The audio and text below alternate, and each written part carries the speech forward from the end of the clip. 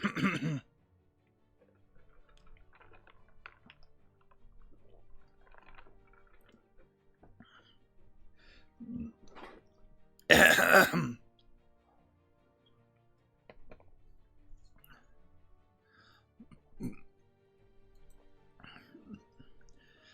everybody, this is Rydo, and we're back to another recording of Magic the Gathering Arena. We're starting later. Just insomnia lined it up that way, I guess. It's April 1st, so April Fool's Day, so there's a lot of opportunity for things to be wrong. I'm just going to put that out up front, so I may very well accidentally cover some news article that is completely just an April Fool's Day joke. I'm fairly certain that the end of the season for Magic is not a joke. And we got our season rankings, and we got some rewards, and once we get these rewards, we'll see if we can get the audio to actually work. I don't think so, though. It seems like there's a scheduled maintenance for MTG Arena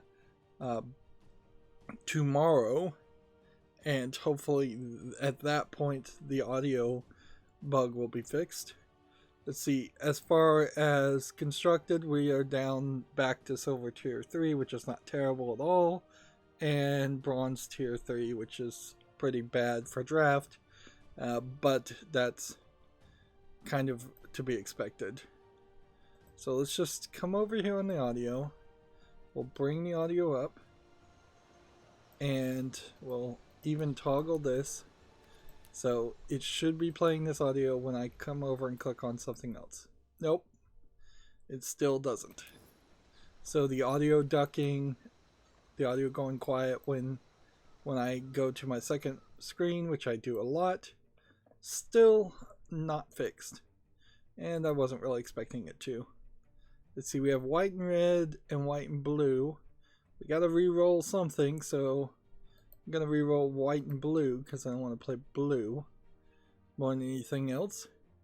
Yesterday I didn't really do anything. I stayed almost 100% in bed trying to heal my back. It was something that was definitely needed and something that I think may have helped quite a bit. But I could have certainly at some point started playing Magic yesterday and I didn't get around to doing it. We're at rank 95, so it's just every level we go up for the next 14 days gives us another uncommon card, which is certainly going to be a good progress because it mostly only gives us uncommon cards we don't have 4 of,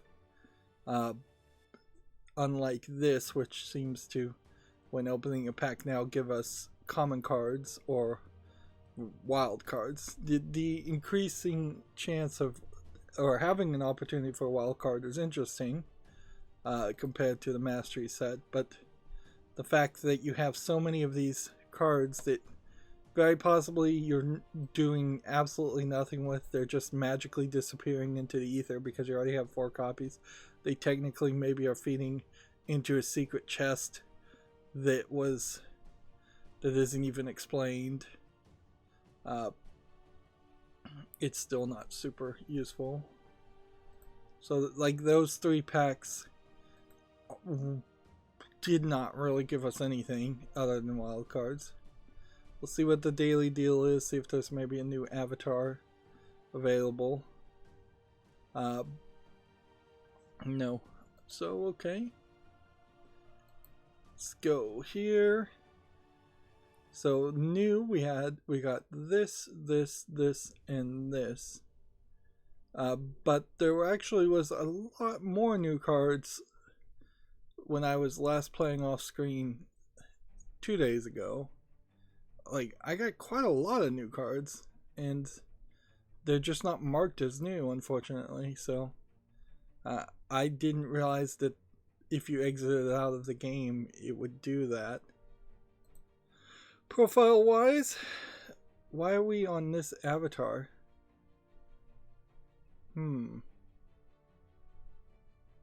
That's weird. It apparently reset me at some point to the avatar. We bought this guy. We were using this guy. I don't particularly like this guy. I think I want to play this guy for a while, and then we'll kind of work our way through all of these characters, and just play everything a little bit more. It doesn't really matter. See, we could do a rank draft, Theros Beyond Death. I don't want to do that, particularly since I think we are, like, if this mastery expires in 14 days, then we probably are also getting a new expansion in like 14 days. Although it is also kind of questionable if the next expansion is just going to be a core 2020 set or 2021 set. What in the world are we going to do with the mastery there? Just get a bunch of packs of core 2020 cards, reprint cards, I guess, and maybe get some skins for those reprint cards, I guess. That's gonna be a little weird. Probably the one mastery to skip per year, if anything, would be the core reprint set.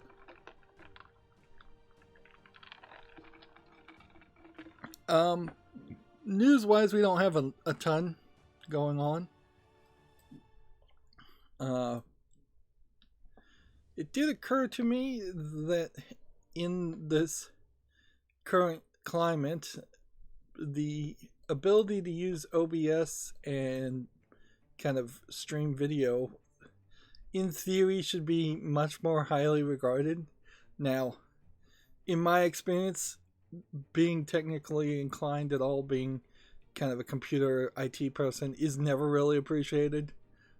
Not to any certain large extent. There's far too many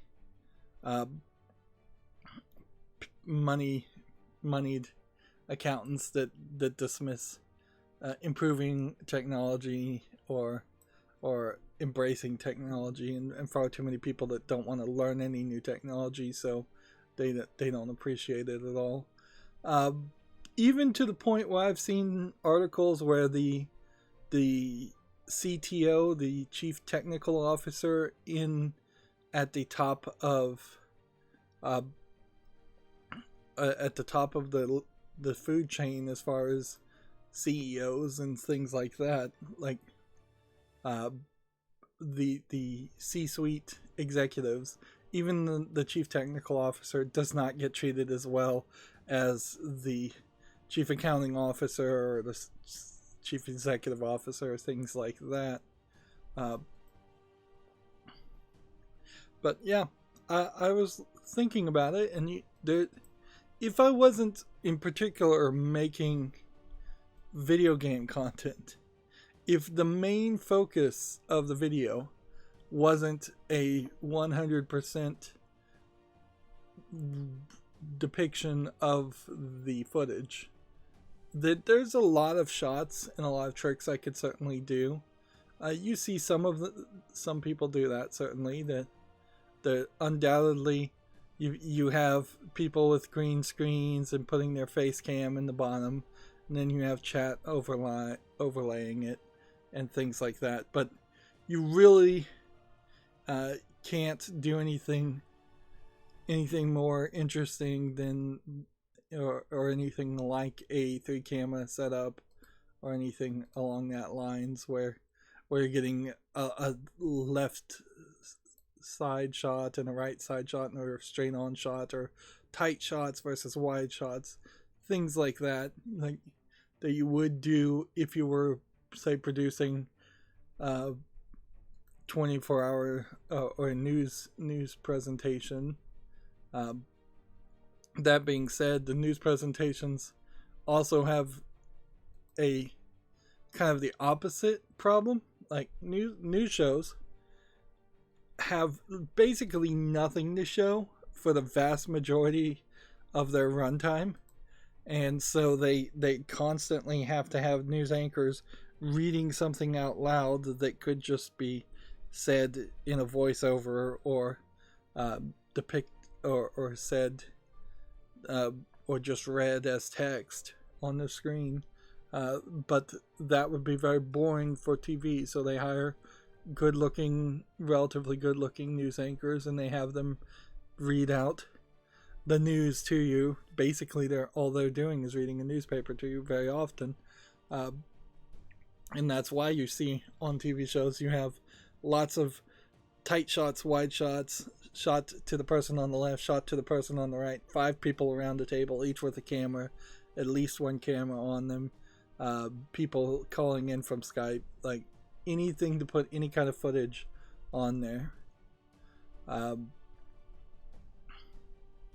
But yeah, then again, if you're doing something like a makeup tutorial, I don't think you probably need more than 2 cameras. Makeup tutorial in particular, you just want like a straight-on face cam. This is what it would look like looking in the mirror, and maybe you have a zoom camera to zoom in and show more detail. But yeah, with OBS in particular, there's either some plugins or some just new features that allow you to do several new things. When I was playing with it, looking at things I could potentially do if I was doing something different, or if some school or something actually asked me for help, which was what I was thinking about. Is I could probably help a school stream some classes. One thing is that you can like now make playlists using VLC of several videos that you've downloaded. Unfortunately, there's still not really a great way to play a YouTube playlist and shuffle and loop around that. You can do it, but it would just require setting up the browser source on OBS every time, like interacting with it, making sure it's in full screen. You'd still get all the ads and things. There's no like ad blocker or anything like that. So you're actually better off using Chrome with a bunch of extensions to block ads and then just capturing the window of Chrome than you are to try to integrate that directly into OBS, just for that reason alone. But yeah, there's definitely some things I learned. A few things. Like one of the things that would hamper me certainly though is I don't even own a camera, because I have no intention of ever doing a face reveal or anything. There's nothing really to show there. It's not like I'm particularly attractive. So playing around with settings is more in the experimental realm than the practical applicable realm. But then again, if I was like telecommuting with somebody, some school, helping them stream, whatever equipment they have would certainly be a big problem. Like the whole thing with OBS in whatever school's equipment would just change the factor. It may not actually be a problem. It would just change the equation. The whole point of OBS though is to do it for cheap and do it for free in relatively, pretty much. You'd have to buy the microphones, the cameras, things like that, but if you've already got those, the software is free. On the other hand though, I wouldn't really ever recommend anybody use anything else. It's with maybe the exception of the NFL. They seem to have millions of dollars of switcher equipment, and I wouldn't recommend them using OBS. But if you're doing nothing else, OBS is better than any kind of pre-included software that would have come in with a camera or something. And it would be kind of ridiculous to recommend somebody use like Streamlabs if you're a school and integrate the Streamlabs functionality, even if that is more more idiot proof. Like, I would want to make a bit of a balance to give as much improvement on your visuals as possible, with the main more important factor being that you keep it idiot proof. And I know how to do that with OBS. I don't think you can do it as easily with something like Streamlabs or XSplit.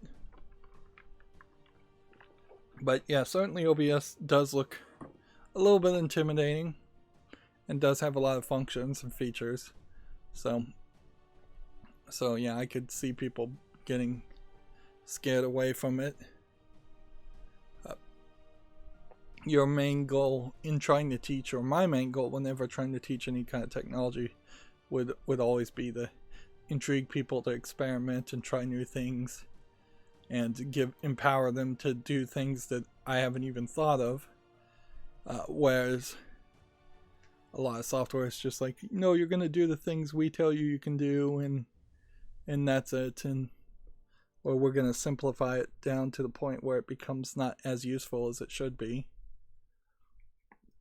I don't know if I'm making any sense, but yeah, I had that thought. But certainly not too many people even have my contact info, let alone know that I've for 5 years have been running a YouTube channel and have actually some expertise here, and could help. But then also a lot of it would just come down to, there's almost certainly in any major educational school system, even like a preschool, there almost certainly is somebody that already claims to be the IT guy, and getting around that IT guy who may have some skill but is lazy, or may have some skill in some other fields and is just threatened. Like, that person is going to be threatened if anybody new comes in and tries to teach anything new. And this is where you will run into the clashes of IT people more than anything else, is that we won't they won't often be on the same page. And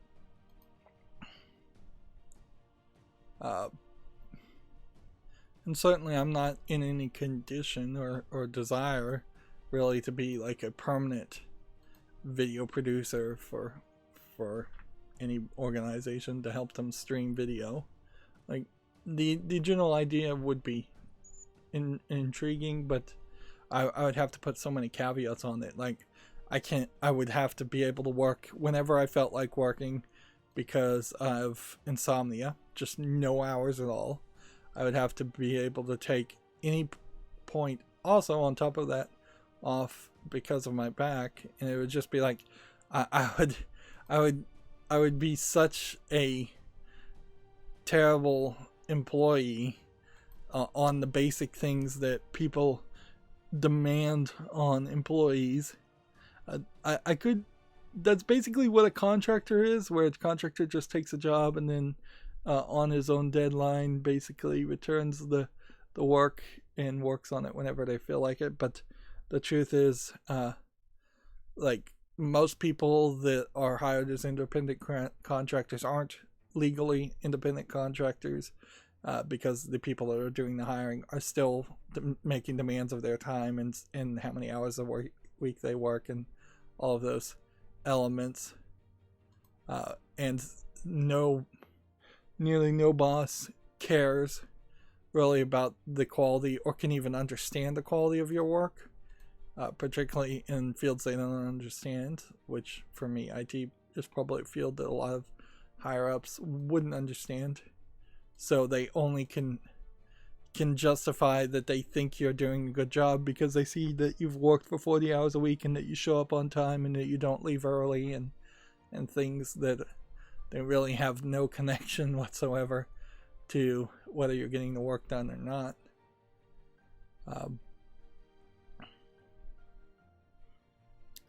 And then, yeah, there are at least 2 instances in the United States, and I won't get into this too much, but of major churches that had the capability. Let's face it, every church has the capability to stream their their Sunday services, their services online, and instead, I don't know if this has had anything to do with technology or a lack of ability to use technology. They defiantly maintained services and violated social distancing orders and laws, and so yeah, there's been at least 2 preachers that have been now arrested because they just want to swing their peepees around. This is the only right way to say it. Like that's it. Like you will never meet generally you'll never meet a group of people with bigger egos than pastors and preachers and people who just think they're always right. Grandiose narcissists. That I'm not saying all of them are like that. In fact, I wouldn't even say most of them are like that, but you will definitely find that. Because if you are a narcissist who thinks they're always right and everything they do is good and proper, what better profession to move into than to be a religious leader who then has the authority of a unquestionable God behind them? So yeah, that my point there is there definitely have been a few preachers that could have been streaming, and frankly they could have, like, every church in the United States could have gotten somebody that knows how to stream and get them that far. And very few churches, even incredibly small churches, even the most incredibly small church, unless it's just 5 people, are very, very broke, or unless it's an Amish church, somebody there has some kind of webcam or some kind of camera that you can plug in. I don't even know what kind of camera you would get if you wanted something that was like a handheld camcorder these days. I don't know. You probably don't want something with digital videotape recording capability unless it can also record to like a micro SD card or an SD card. Yeah. But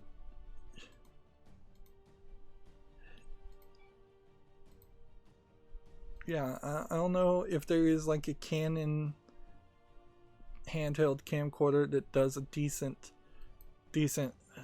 amount of footage that's not getting into the realm of suggesting somebody buy like a red camera, which is ridiculous. Like, no.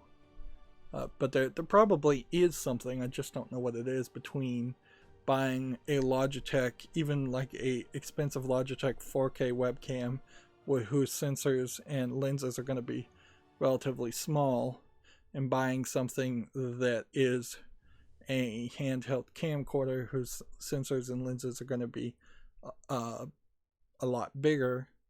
Between that and buying a like Canon D990, I think is what it is, photo camera, that some of those photo cameras now can just send the image and the video as a video stream directly, but that's like a 400 plus still camera. Like there's got to be something between a maybe $120 webcam, 400 plus Canon still photography camera that you'd have to buy lenses for and things like that. That's for a long time, like, there definitely were things like that out there, but I haven't seen anything on sale recently because most people don't need that. Most people are just recording on their cell phones, and like, I don't know if there is some third-party software where you can use your cell phone to as a video device on OBS. There probably is. There probably is something along that line where you could just use the camera on a cell phone. Not gonna win here, obviously.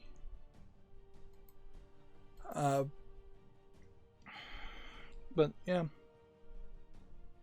or use the camera on your like laptop.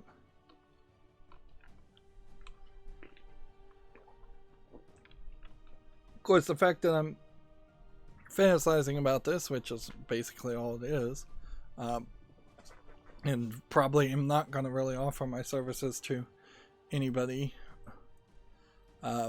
is just a great example of how bored I've been. Like, totally bored. I will say I tried to play Scrabble Go. I'm now wrapping up all these Scrabble Go games, and I'm going to uninstall that on my phone, because yeah, it's just Scrabble, and even though I'm bored, it's not that boring.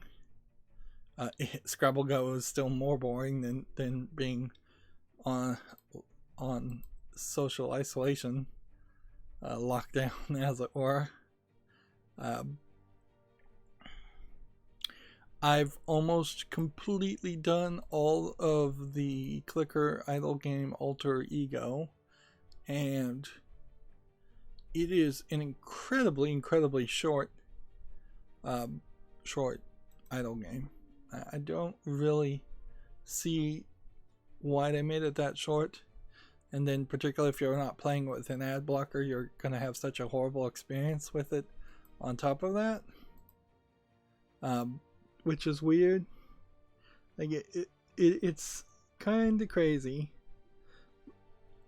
I feel like what they wanted to do, and they would have never really been able to do this, is I feel like the idle game should have actually required you, or at least allowed you, to read the entirety of each of the books that you're simulating that you're reading.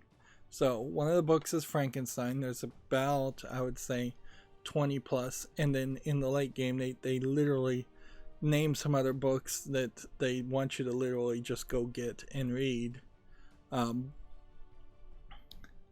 But even that, I've seen all of the books that they've mentioned.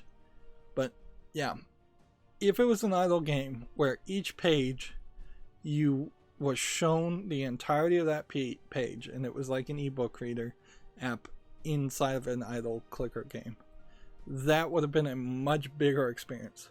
It would be even bigger than the reading in something like Skyrim or The Witcher 3, where those books are relatively short. Even the longest ones of those are broken into volumes, and each volume probably only has about 20 pages.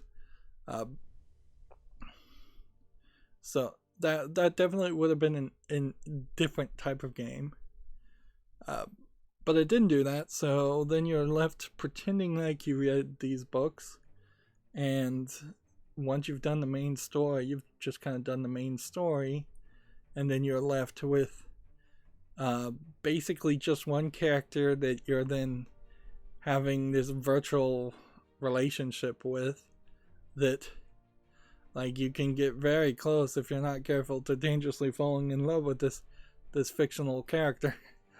Because that's the kind of silliness and nonsense that's being implied heavily with the tone, is that you're sticking around and staying with this character instead of abandoning the game and uninstalling it, which I'm very close to abandoning the game and uninstalling it. With that on top of a lot of philosophical thinking makes for a weird experience. It's about the only way I could really describe it. So yeah, Alter Ego is almost done, and a lot of games are getting given away for free. So Lorecraft Go, a game I already covered on my channel, I own the Steam version, came out for free on Android, so I'm just going through it and getting all the things just to get achievements on a Google Play account that doesn't really even matter, just to replay the game that I didn't even really like that much. This is just another bit of evidence that I've just been stuck in bed.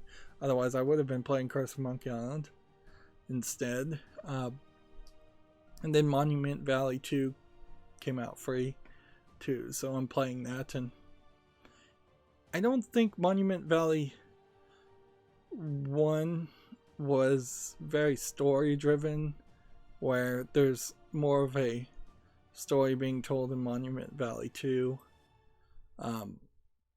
That being said, it really is just seemingly a collection of puzzles that I'll just relatively easily get through, and then I'll be done with that.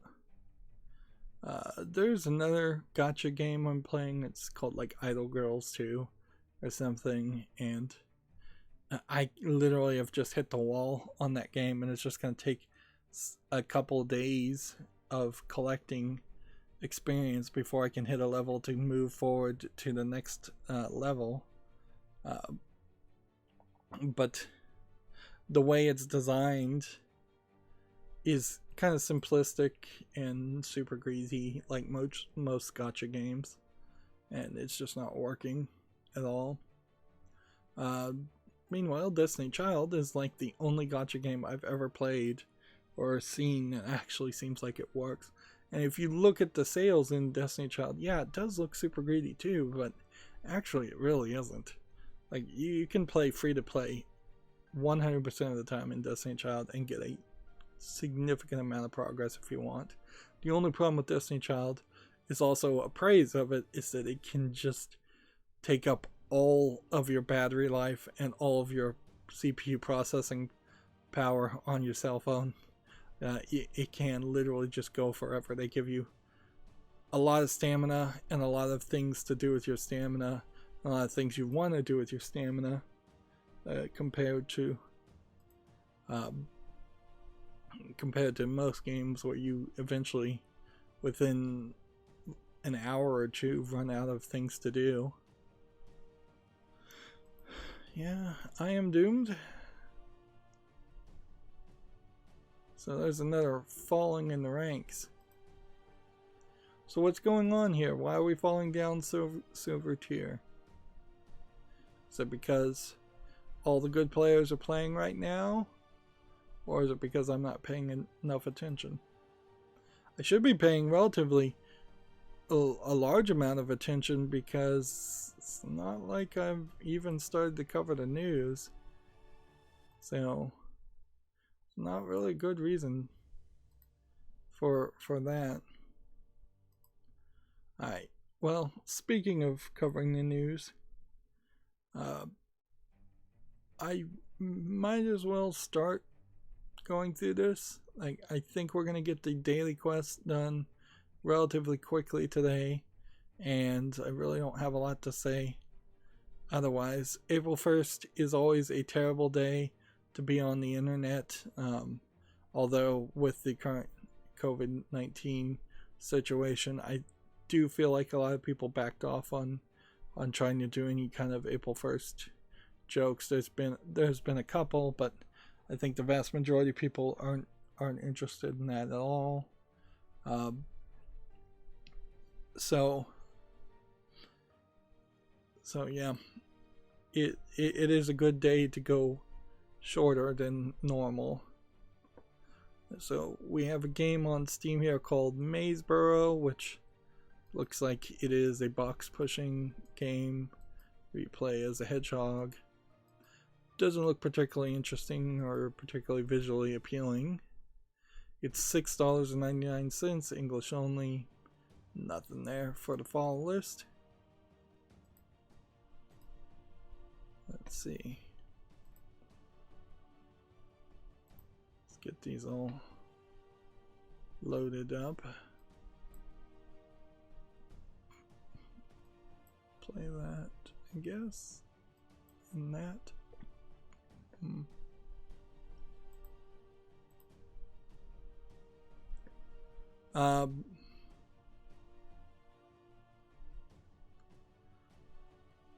Gearbox Publishing has started a Fig campaign. I don't know if anybody from Gearbox is on the board for Fig, but Fig certainly is kind of this only video game investing interested site that has not had a lot of success for a game called Homeworld 3, which I assume is a sequel to Homeworld 2. Apparently it's made 100% of its $1 million goal. So theoretically it has been funded. I have no idea what Homeworld is. I guess I could watch the trailer here.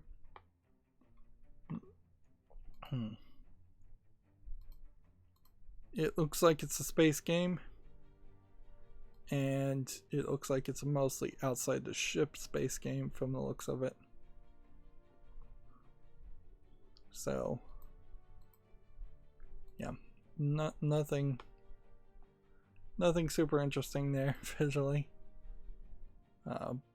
And we'll have more to talk about Gearbox later in this stream.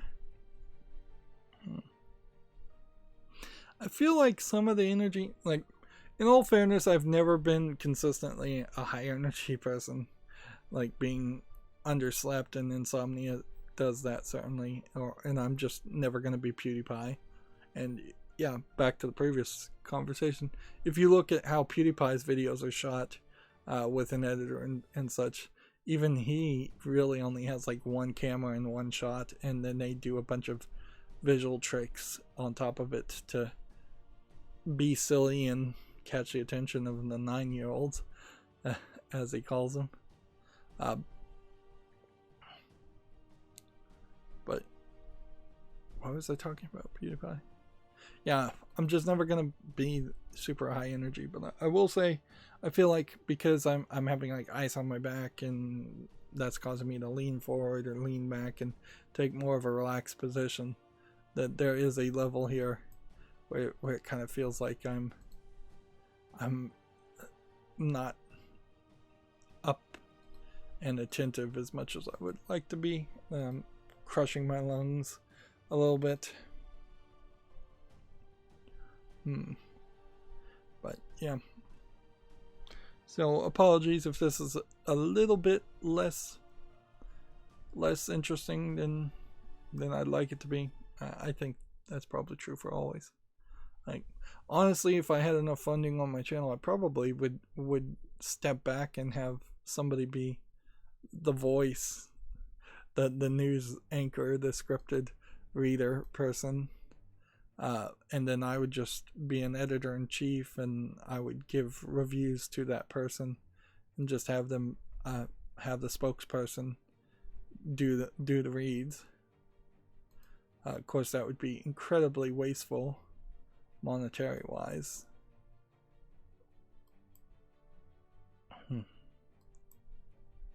Okay.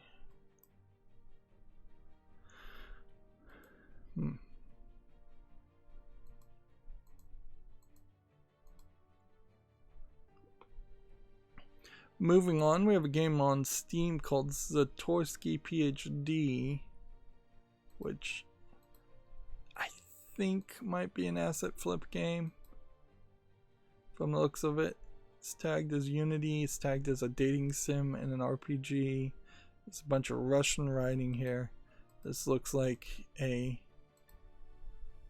low effort asset flip horror Russian game, if anything. Yeah, it looks a little too weird. $3.20 discounted English and Russian. I don't see anything there that makes me have any faith in that. And pretty much we don't have any good games that came out. I think people probably knew April Fool's Day is not a great day to release games. Seriously. It's kind of funny though, because that really seems like there's never been anything that stopped people from putting their games out on Steam.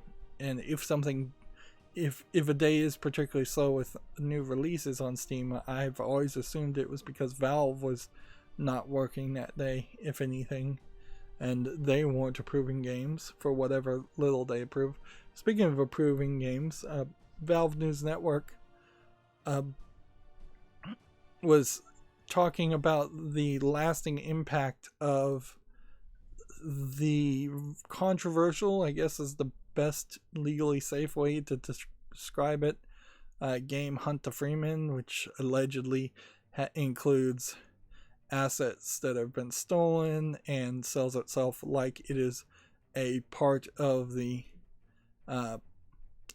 it's a part of the Half-Life series when it really isn't, and it wasn't made by Valve or endorsed really by Valve at all, other than the fact that Valve let it be on their storefront, and it's still on their storefront to this day.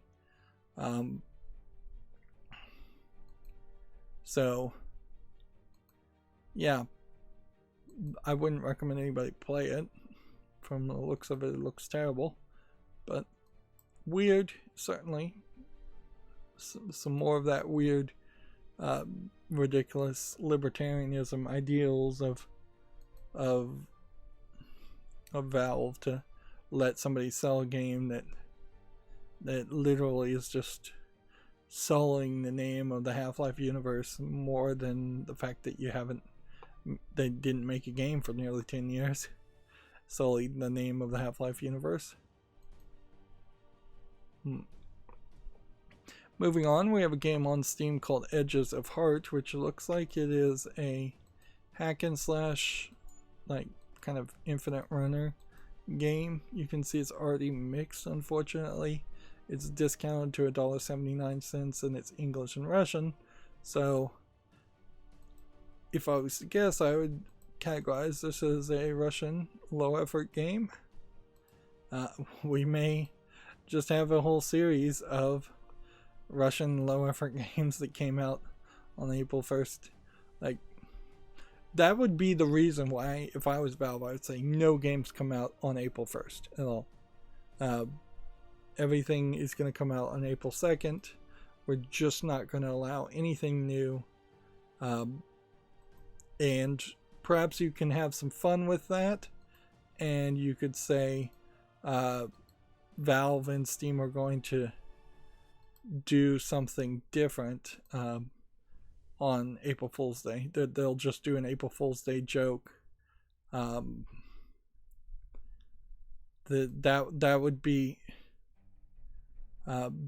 funny if there was like a garage sale or going out of business sale for April Fool's Day. That would be funny, I suppose.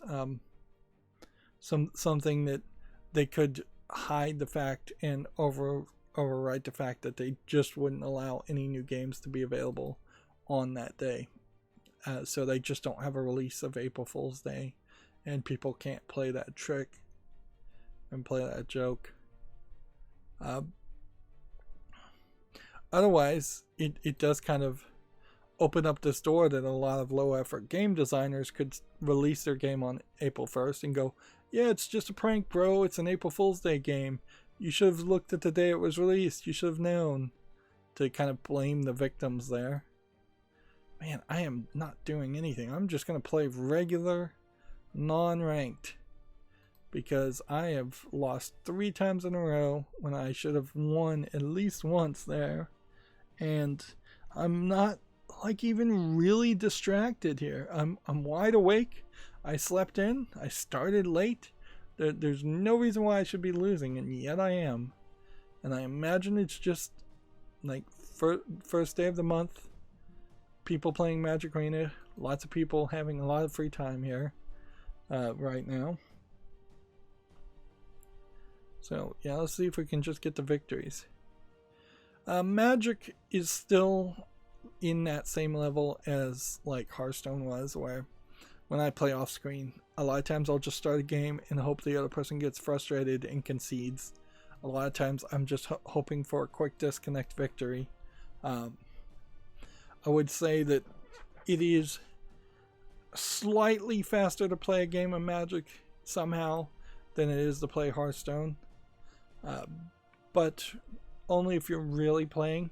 It becomes really slower if you're not playing and you're trying to use the timers and the timers are burning out, or if something else is going on. If you're playing and the other person is playing, then there's a high chance that you'll go into a longer game than an average Hearthstone game would be. But if the person doesn't know what they're doing, you can get around that factor. Alright, moving on, Gamasutra has a listing here. Firehose Games is hiring a progression and monetization designer in Cambridge, Massachusetts, which Firehose sounds like a weird name for a company, and trying to make a free-to-play game, obviously with some major monetization in it. Guess that's pretty much all you can take from that job listing, if you can take even that much. Next, we have a game on Steam called Hades Ultimate Fighting Ball, which looks like it's some kind of asset flip fighting game with some idea of soccer being put into it also. And clearly it's trying to make some name confusion with the other game, Hades, that came out recently. So clearly a low effort game. It's early access, $5.99, English, French, Spain, Spanish, and Portuguese. And yeah, I see absolutely nothing here that makes it look like a real game.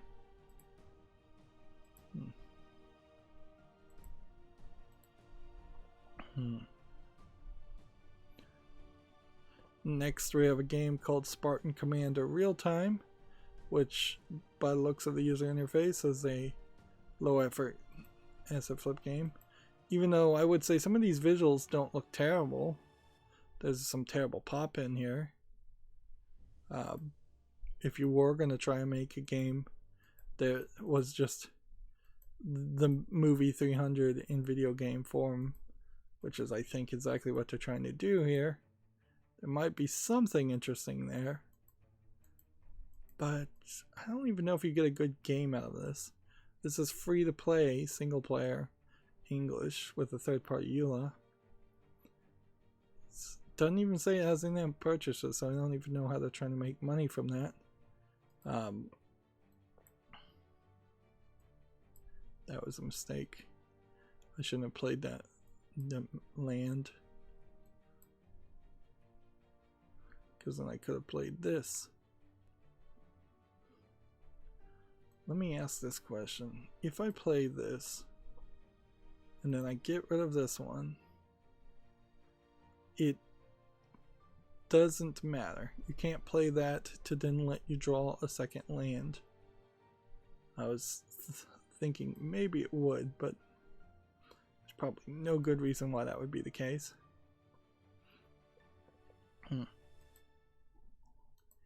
Yeah. I would argue that the movie 300 doesn't even as successfully tell the story of the manga comic book. I think it's a comic book, 300. Like, and the sequel, people don't even remember exists. So, yeah, there's definitely something to that. Also, let's see.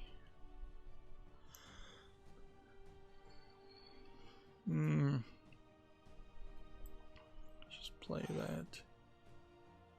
And then we need to attack with this. And we need to attack with this. We need to attack with this.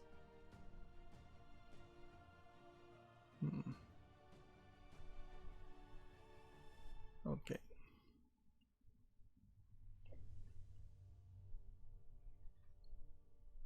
Yeah.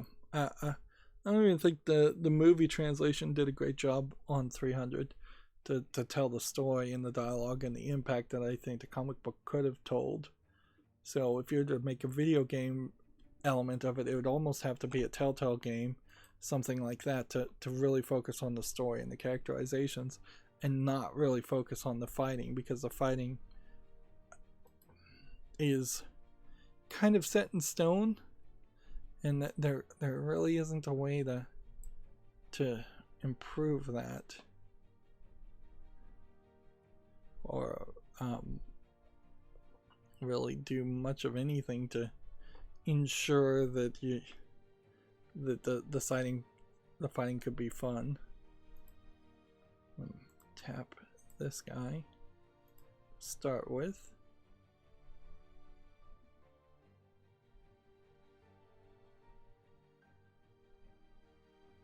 And right.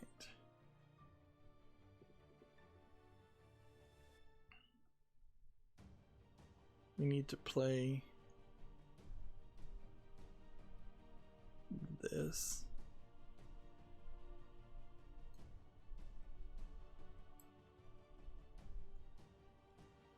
And then do this. And get rid of this one, and this one.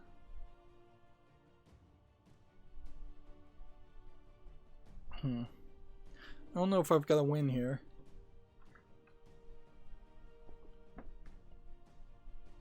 Still, but I probably do have enough to hold him off since he has nothing in his hand.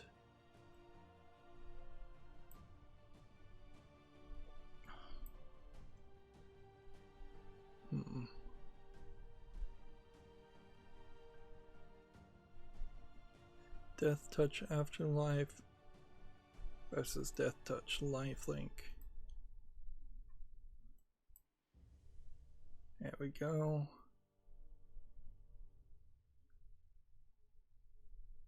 And we should be good.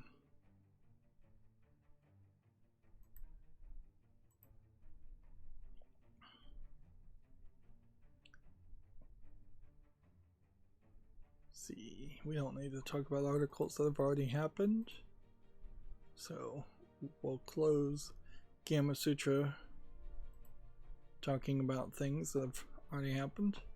TechRaptor has an article. The Humble Bundle announces the Humble Conquer COVID-19 bundle. The problem with this is it includes a lot of games you probably already own. Let's see, FTL Faster Than Light. Maybe I don't have that on my main Steam account. This Is the Police is not a game that I would want to really have. Oops, I should have tapped that, but whatever.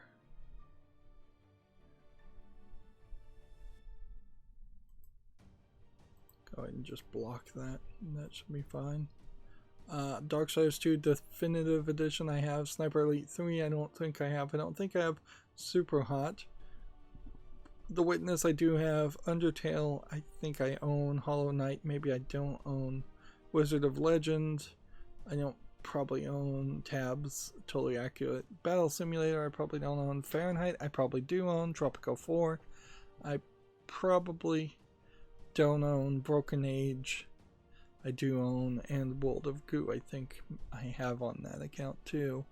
So it's kind of a mixed bag, and constantly you're going to run into that problem in Humble Bundles, going as you build a larger and larger collection of games, is that they eventually are going to have to either get down to the point where the bundles stop being so much bundles and just small selections of individualized games, or you're going to end up buying the same thing 2 or 3 times over, and at which point the discount may very well not be worth it.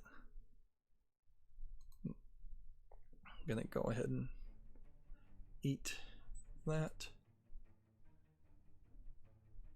play that, play that, play that, and play that, and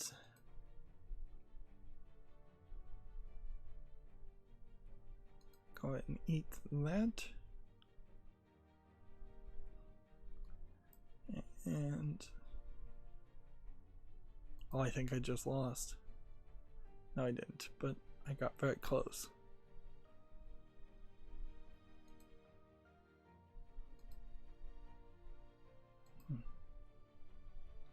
Tap that guy. Next, attack with that. And then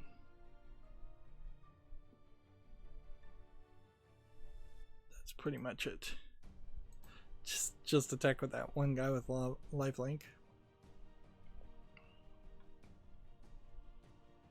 Monolith did an interesting tweet here. You don't see this from many game companies.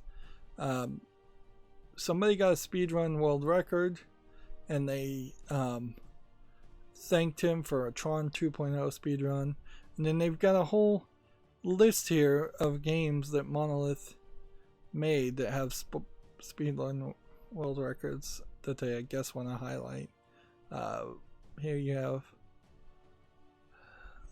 well, they're not even saying the names of the game, so you'd have to be able to identify them, frankly, by their image. You can tell Condemned Criminal Origins here has a speedrun of 1 hour and 18 minutes. Fear 1, Fear 2. Fear 1 was done in 48 minutes. I wish I had done that in 48 minutes. Also, I don't think I understood this story as Fear at all. Like, apparently Alma was pregnant with a girl, so the girl on the front of the cover is not actually Alma, or Alma is the girl and there's some other like mother ghost character that you see at the end of Fear 1 that doesn't have a name that I caught. The whole thing just kind of falls apart. It really does. It doesn't make a lot of sense. And the game did not really play well. But interesting nonetheless to see a company highlight world record speedruns and talk about them. That seems like that's an interesting way to do some natural, realistic engagement as far as a game company could do without having to contrive some ridiculous reason to get people talking.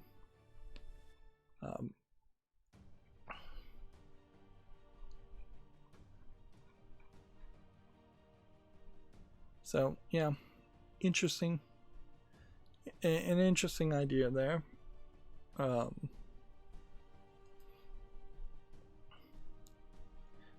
imagine other companies should do it. Moving on to something completely different, TechRaptor, who has a business relationship with Newtaku, the adult-oriented, I'd say mostly online game site, has Newtaku as a stay-at-home campaign to keep you indoors with lewd entertainment. Let's see. Each of these games have in-game events. So, Booty Calls, Crystal Maidens, Merge Nymphs, Project QT, and Sacred Sword Princess. And you get 299 gold if you enter the code waifu lifu, which, if you don't know what waifu is, it's just Japanese for a pretty much fictional cartoon imaginary wife.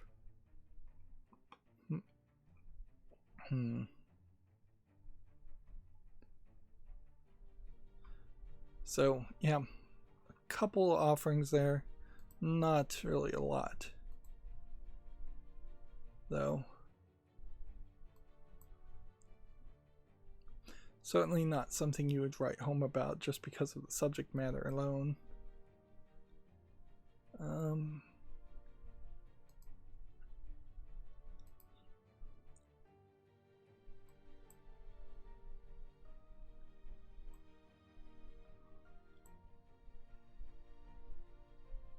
Okay, I think I can win this turn if I just do this and then do this.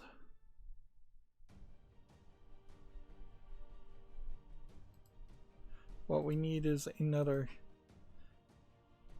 10 damage on top of the 10 damage that Bolas Citadel would use. And I think we probably have that. 1, 2, 3, 4, 5, 6, 7, 8, 9. Maybe. Now we're a little short, but it kind of doesn't matter. We attack with this one, and we attack with this one. And we go ahead and attack with that one too. That should be enough. Yeah, there we go. We got a victory. We can get victories after an hour of playing in 3 to 4 different games if we don't play ranked. Oh, and apparently I need to be playing white or red spells, which I forgot about that. So let's switch over to our white deck. And let's move on. See, Gamma Sutra has the same article talking about the Humble Bundle. We don't need to talk about that. Gamatsu has Minecraft Dungeons, launches May 26th. It's a Minecraft-based dungeon crawler. It's pretty much Diablo for kids. It seems also like the dungeons, as they are separate, isolated things. So it looks like Minecraft. It doesn't really feel like Minecraft. And I don't know how interesting people are really. I don't know how interested people are really going to be with it. Frankly, it's seems like it's kind of nothing. On the other hand, Mojang and Microsoft pretty much demanded and needed to do something different. They can't just constantly add more content to Minecraft, even though they are pretty much killing it right now with their Minecraft content and the improvements to the Nether world.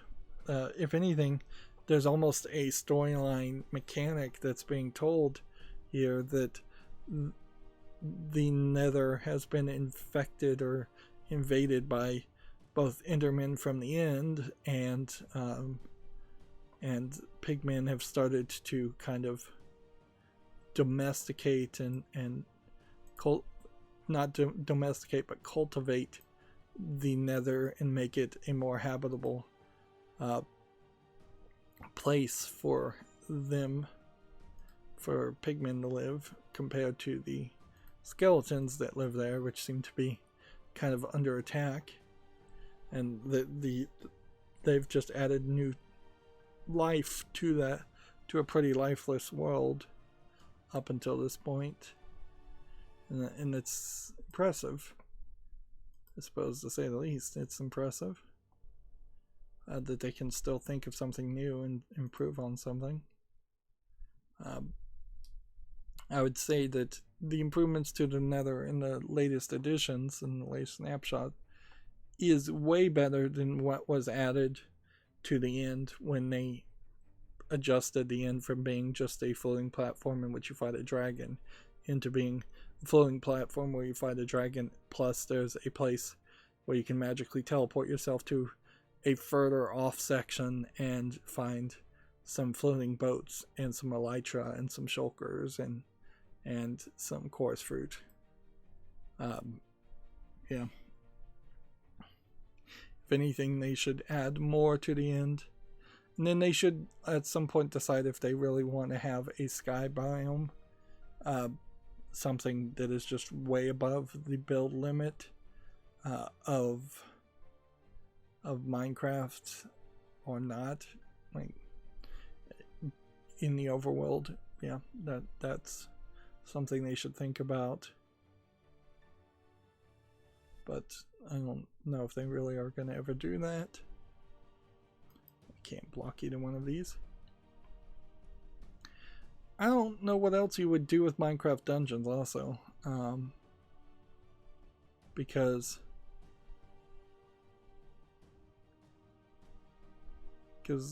Minecraft Dungeons in particular is nothing special. But what else would you really do with Minecraft? They also have the augmented reality thing, trying to fight with Lego. They also have some actual agreements with Lego to, or at least for a while there, they were selling Minecraft sets, and I don't think those particularly sold that well.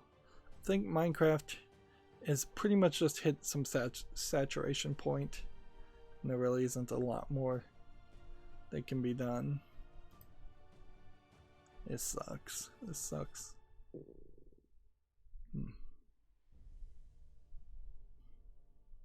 Alright, well, we play this.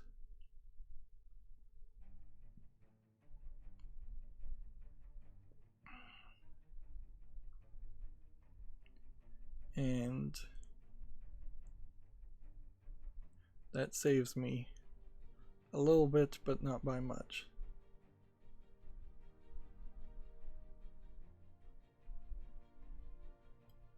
Play this. Play this. This white deck barely is half white cards.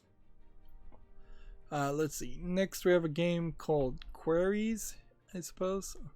Or Quares. Perhaps that's how that's supposed to be pronounced. It's dangerously close to a bad word. Looks like it's a cell phone game where you're trying to move things around as a slide tile puzzle type game, if I was to guess. It's free to play, English only. Yeah, again, nothing there that would put it on the fall list. Free to play games, of course, not ever really needed to be on the fall list anyways, unless it's like a student project.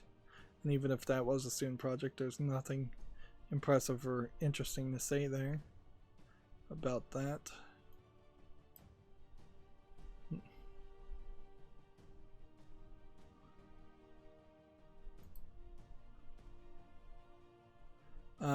Techraptor has an article, House Flipper goes to the moon for April Fool's Day.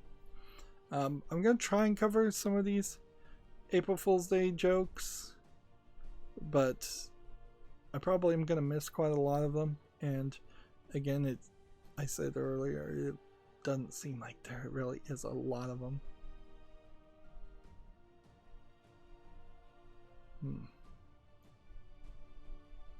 Let's see, play this.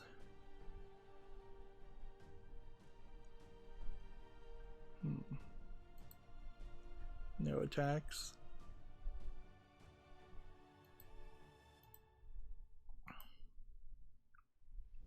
Gamatsu has an article. Indivisible adds an update. Indivisible update to add a new game plus and couch co-op on April 2nd. I had kind of forgotten Indivisible had even come out. For as hyped as this game was, it got forgotten the instant it came out. And I still kind of want to play the game. It's just kind of ridiculous. It's on my wish list. It's mostly positive. It came out October of 2019. I felt like it hadn't really been finished even when it did come out.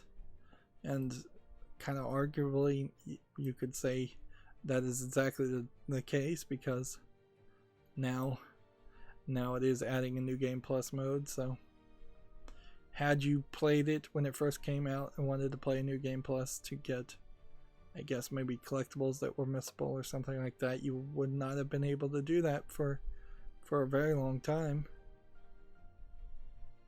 A lot of this footage that I'm seeing on this trailer is definitely not footage I saw when it first was released, and when all the hype was getting made around it.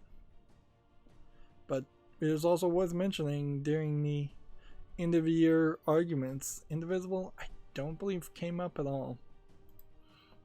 Interesting. So I guess maybe the check didn't clear as far as the bribing of the mainstream video game media, because that one got dropped, and you don't see a lot of that. Usually you have people sticking to their guns. If they're hyping a game, they will hype it for at least a few weeks, if not a long time after the game is actually out. There is something interesting to seeing what Giant Bomb is doing now, and seeing that there is this factor of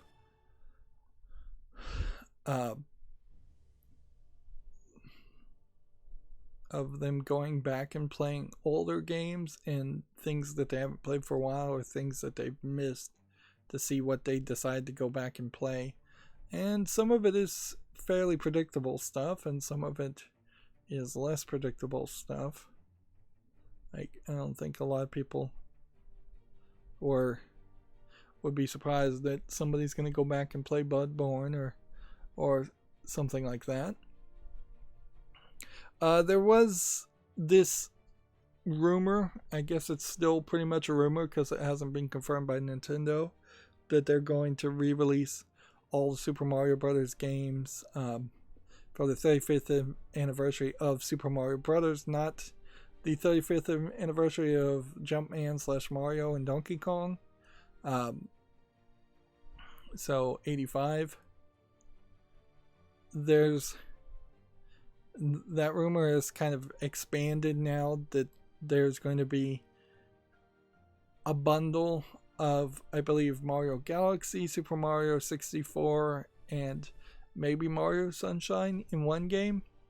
And then like a new Paper Mario game is going to be developed and released, and also I think a re-release of a standalone Mario game too, which maybe it was Galaxy, I don't even remember. We need more details, frankly. We need confirmation on any of this being true. But it is an exciting thought, certainly, to bring back all of those games, particularly since the rumor is that the bundle of the 3 Mario games will have new content in it. But how much work and how much effort is actually put into any of that, or how good that actually is, would be interesting. It'll be interesting to see how much and how successful that is, because they kind of did something like that, like Mario All-Stars, and then Mario All-Stars really wasn't that interesting of a sell at the time. Going back and playing Super Mario Brothers 1, 2, and 3, and all of that. And it seems like they're only really re-releasing the 3D games, whereas a remaster report of All-Stars specifically would be very helpful to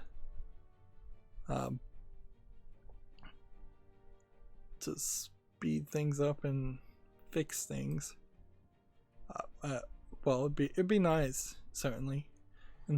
But All-Stars may already be on the Nintendo Switch eShop, so you may be able to either get all the old 2D games, or they individually may already all be available, which that might also be the case. So it might be fairly easy with these releases to own every single Mario game that Nintendo wants to admit exists, while ignoring like the CDI Mario Hotel game and some of the DOS PC Mario games that they're not going to ever admit existed. Moving on for more serious news, there's a report that Gearbox overspent on Borderlands 3. I wouldn't be surprised, and devs see their bonuses cut in response. Developers at Gearbox say they rely on yearly bonuses to balance out what they say is below industry average wages. This has been said many times before by many previous and current employees of Gearbox, from what I recall. So I believe that to be exactly true. Also, it was alleged that Randy Pitchford stole bonus money that should have gone into the bonus fund by their former accountant to a lawyer in that whole lawsuit that finally got settled, and we got no real satisfying ending to that. So it feels like what Randy Pitchford, as the person in charge of Gearbox, has done here, has once again stolen money from the coffers of the bonus funds, either by actually overspending on Borderlands 3 development or by doing some other shenanigans. The story continues. Gearbox is cutting significantly smaller checks to developers this year, despite touting series best sales on Borderlands 3. Blah blah blah blah blah blah. 40% of the game's income is redistributed back to the team as bonuses, while the remaining 60% is fed to the company by itself. But oddly, it seems, if I recall correctly, that the bonuses in that bonus pool also includes bonuses to management and Randy Pitchford himself. So, yeah, there's some shenanigans with that finances, certainly. The idea of having a bonus pool and paying bonuses is cool. It's a nice idea. But then if you're going to play these kind of games around that, it stops being a nice thing and it just becomes this stupid fallacy, I guess is the best way to describe it. There's a paragraph here. Staff were reportedly told in a meeting yesterday that Gearbox had spent more than expected making the game and hadn't accurately projected how Borderlands 3 would sell. In other words, it didn't sell as well, which is good. That maybe this is the only evidence we'll ever see that the boycotts work, and boycotting the Epic Games Store and also boycotting the release 6 months later on Steam actually did have an impact. They also increased the studio size as a whole, which means less bonuses also. That's what it continues to say.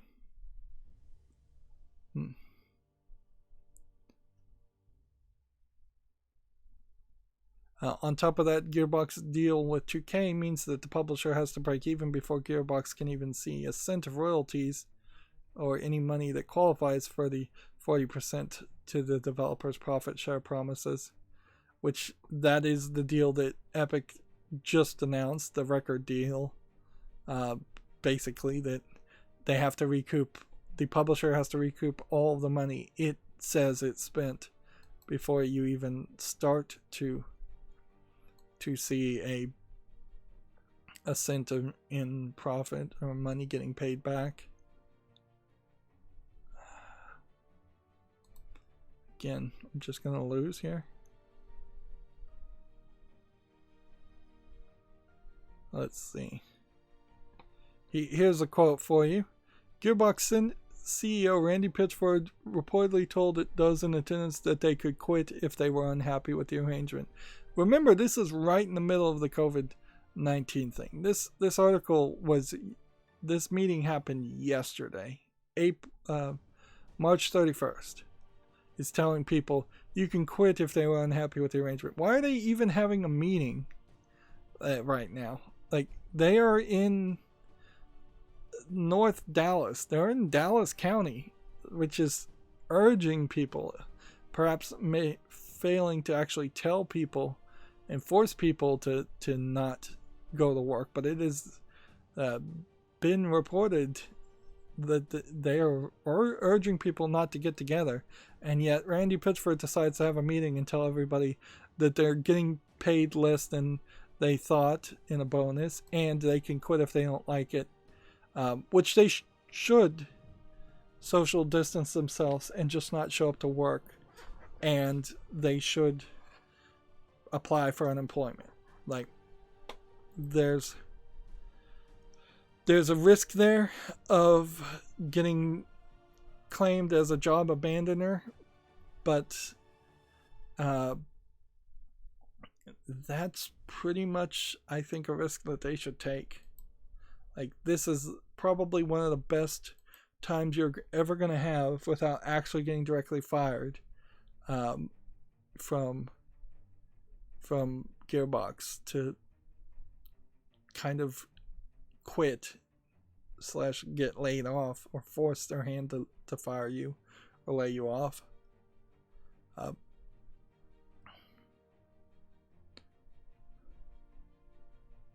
But yeah,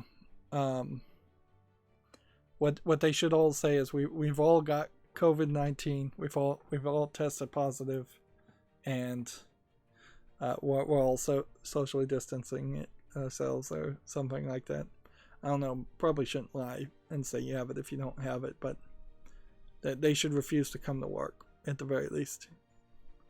And that probably would trick Randy Pitchford into firing them, and for them to file unemployment. And they should all go and form their own company outside of Randy Pitchford, because clearly he is the figurehead of the problems at Gearbox, and he seems to be the real actual cause of most of the problems at Gearbox. But it is, in all fairness, very possible that all the other employees at the company are jerks too. Like, I wouldn't be surprised if there is just a whole collection of personalities that are negative or undesirable that work at Gearbox.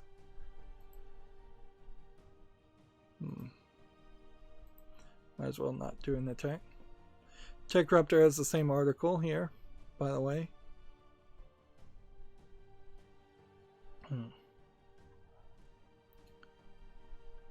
So, if you want more information there, it would be a great time for the employees at Gearbox to strike and unionize. Like, this is kind of a great time for any of the groups to strike and unionize. Very few people are gonna side with major corporations that are taking advantage of a pandemic.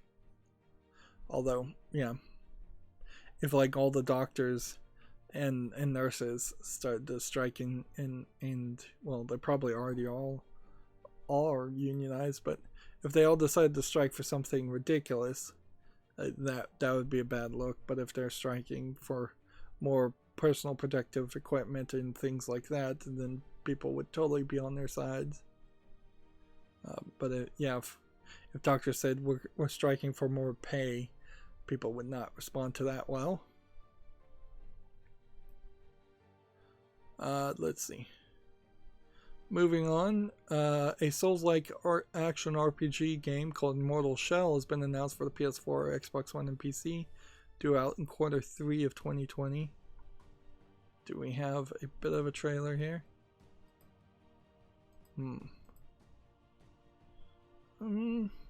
It's brutal looking, and the graphics look nice in this trailer. I guess the question is, how much like a Dark Souls game would this really play? Is this more of a fast-paced, less difficult game, or is it just kind of continuing the tradition of Dark Souls games for being kind of so tactically focused that you have to play really, really carefully? Moving on, Gamma Sutra has an article. Rockstar pledges 5% of Red Dead and GTA Online revenue to fight COVID-19. This is a pretty bad offering, frankly, considering how much money Rockstar gets and makes and has. And it really is just a self-promotional action. It's better than nothing, but it's not amazingly good. 5% is ridiculous. 5% is less than you really even need to donate to just ensure that you're making enough money to write off on taxes.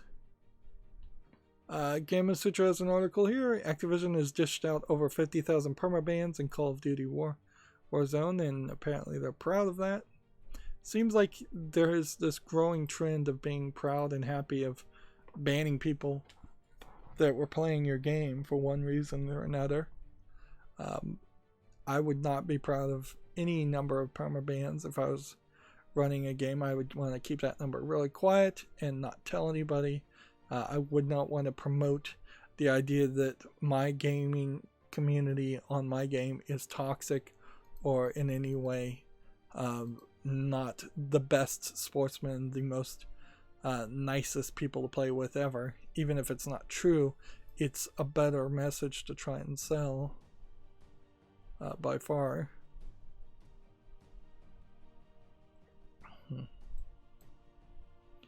Okay, we've got a 4-4 now.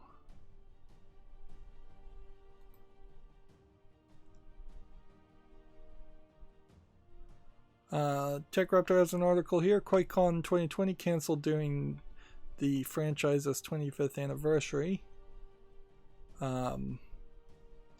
This is probably a great opportunity for them to get rid of QuakeCon now. People still like Quake, but it's not gaining any new audience. Quake is from, I guess, Bethesda owns it now, because isn't Quake the same company that made Doom?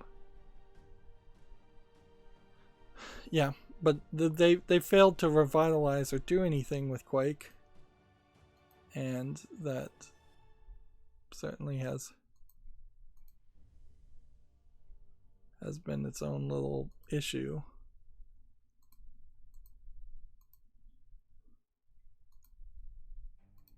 Yeah, I still lose regardless of what I do. But yeah, getting rid of QuakeCon, I bet they're relieved from that. I wouldn't imagine if half of these events are relieved to just be canceled and be done with it and not really have the blame. Like, I wouldn't. It seems like the comic book industry is doomed at this point, or at least that's what people on YouTube are saying.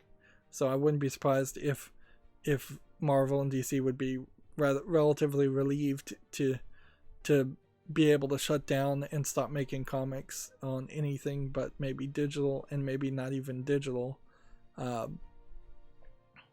just because it will save them money and save them having to make so much content in the long run. Yeah. I wouldn't be surprised if some of the other companies that make things are relieved. Like anime conventions, I wouldn't be surprised if half of them shut down and never come back, and the people running them are just going to be relieved on that. There is also this idea that now that people are going to probably be breaking the habit for well over 2 weeks of doing certain things, people are just going to stop doing things. In particular, like watching TV, late night TV and stuff like that. If you're not watching Conan O'Brien because Conan O'Brien is not really making content for the TV channel anymore, then after 2 weeks you're probably going to realize, oh, I really didn't need to do that. I could just go to bed early. And Conan O'Brien and many of them are trying to be on YouTube and getting promoted on YouTube unfairly, it seems. But even at that, still, I don't think are going to really succeed too well. on these new platforms. But yeah, I wouldn't be surprised if Comic-Con and comic book conventions, sci-fi conventions, things like that just get canceled. I wouldn't be surprised if this goes on long enough that we start to see certain shows on TV just get canceled. A limiting of primetime. If we actually went from 3 hours of primetime television down to 2 hours or 2.5 hours of primetime television, I wouldn't be surprised if most people would be relieved on that, since there's most of the TV on primetime channels and the main channels are garbage anyways. Like, do we really need 3 NCISs or 5 different cop shows or 3 different paramedic shows and 3 different firefighter shows? Like, it really is just the same thing over and over again.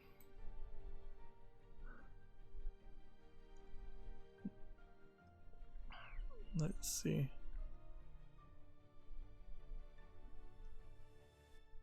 This would give me life, but this would let me play this.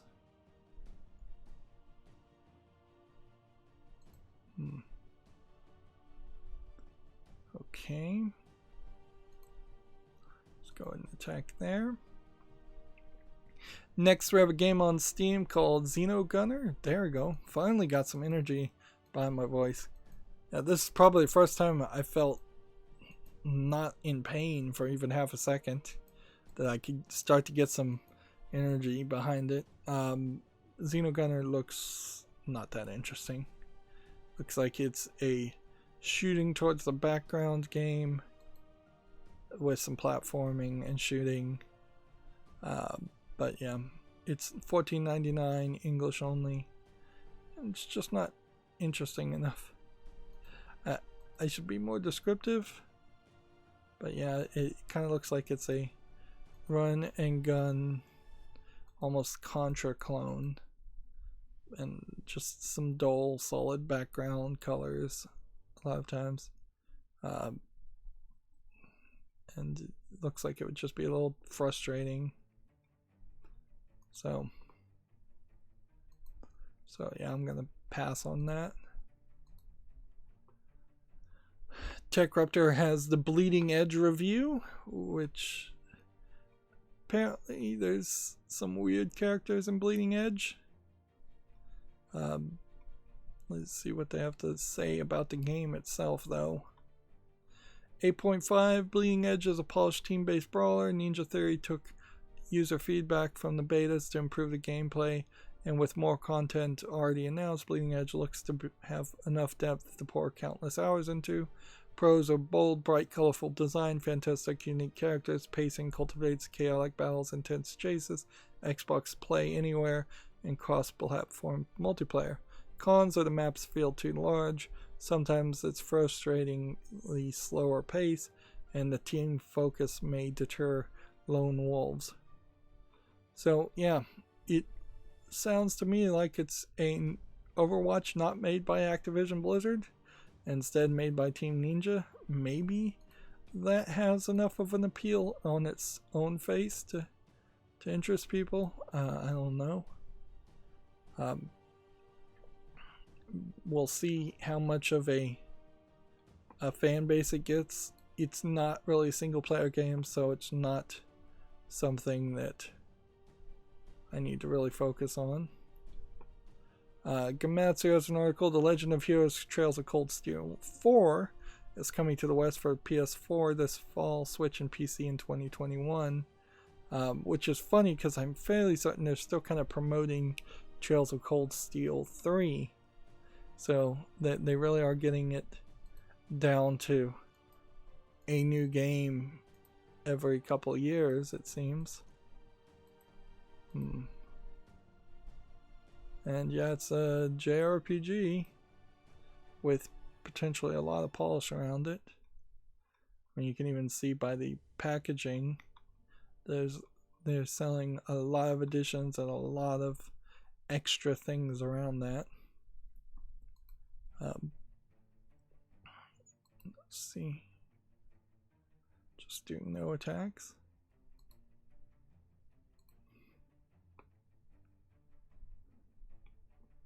Next, we have a game on Steam called Piposh, which looks like it is a straight Russian point-and-click adventure game. Maybe a troll game, maybe a joke game, but it's actually slightly nicely animated. It's coming soon, and it says it's English full audio. Wait a minute, this isn't Russian. Now that I see it. This game is entirely in Hebrew. It is intended for Hebrew speakers. English support is planned for the future game. Yeah, I was like, oh, this is not Russian. I would have said this was actual Middle Eastern language, but Hebrew is, I guess, a Middle Eastern language. It's just an ancient Middle Eastern language.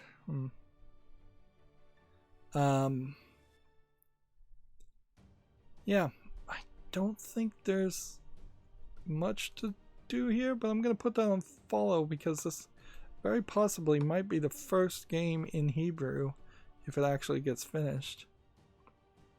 But then again, also, it's not like a Hasidic company because they were depicting women without any kind of coverings and men without the curly sides of their hair not being shaved, which are Hasidic ancient Jewish rules and regulations that followed. So there is a high chance there that this is a game made in Hebrew, or that it is a game that's going to be made in Hebrew that is just attacking Jewish people.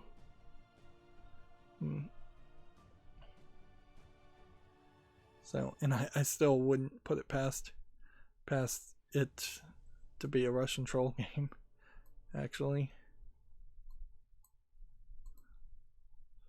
Go ahead and play that.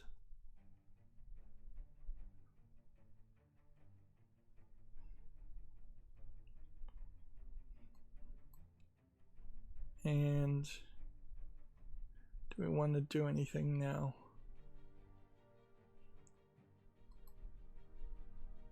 Not yet.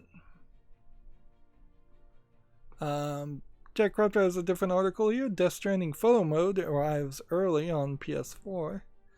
I don't think that photo mode at this point adds anything to Death Stranding. It would have been very helpful later on. Well, it would have been very helpful if it was included day one.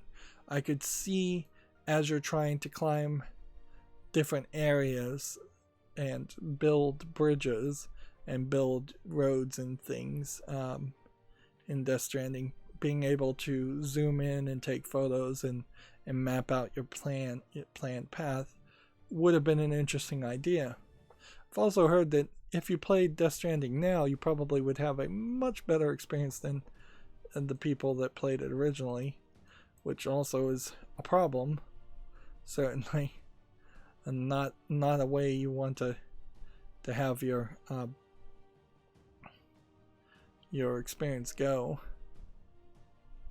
Alright, so now every time this gains life, he's gonna lose life.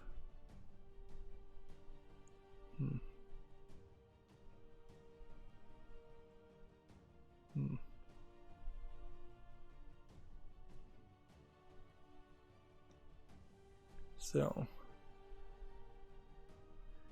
don't really need to attack there.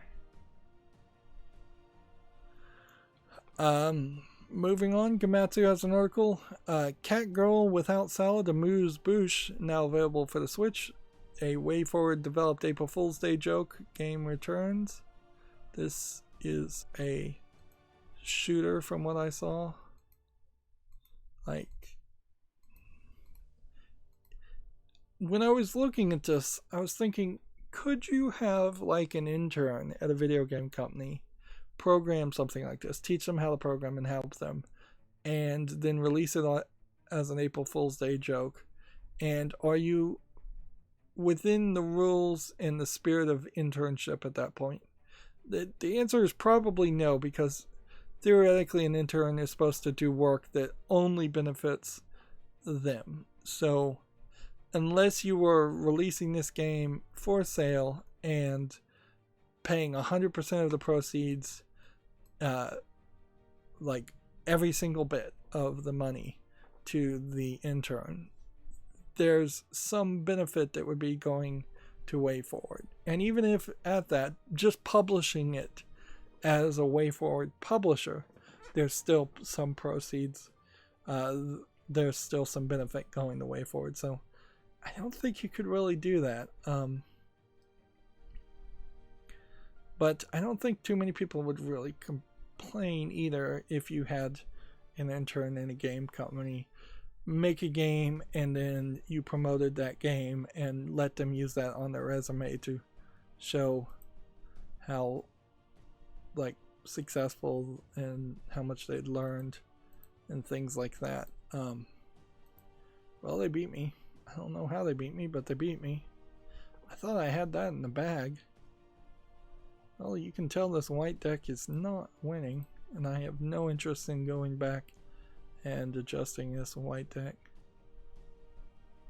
So let's just play one more game, and then we'll get back to playing ranked, I guess. But yeah, as for the actual game, Cat Girl Without Salad, it looks fine. It looks like it might even have a few tricks compared to a side-scrolling shooter game. It does seem a little too zoomed in, but as an April Fool's Day game, if it's free on the Nintendo eShop in particular, I didn't catch whether it cost anything and I just closed the tab. That would change the factor quite a bit also. But if it costs money, I probably wouldn't really recommend people paying for it. Next, we have a game called Lucifer Paradise Lost, which looks like a top-down shooter, low-effort Unity game. Not worth anything. It's $1.99 English only. Yeah, it looks like garbage. Although it does introduce an interesting idea of what if Binding of Isaac was a little bit more of a top-down twin-stick shooter than it is, which would probably just mean you would make it easier and make it in such a way that that you could take a lot more hits and a lot more damage. Like that's really the only thing you would change on it, is just like a new mode in the game where you have 100 life and you lose 1 life with every hit, and the enemies, I guess, would be perhaps more bullet spongy. Yeah, it really wouldn't change much, would it?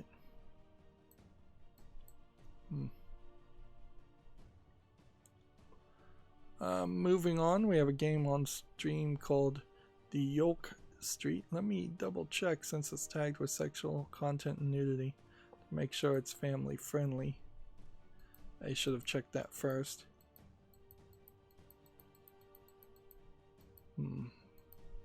Yeah, it looks fine. To me, it looks like it's Monopoly. Yeah, it looks like it's pretty much Monopoly clone. A low effort Chinese clone of Monopoly, if I was to guess, and doesn't seem like they're even really doing a good job integrating any kind of lewd theme or element. It's $4.49, English, Chinese, Japanese, simplified Chinese, which would have me leaning to believing that it is a Chinese game. Alright, so now it has flying, so we can attack that.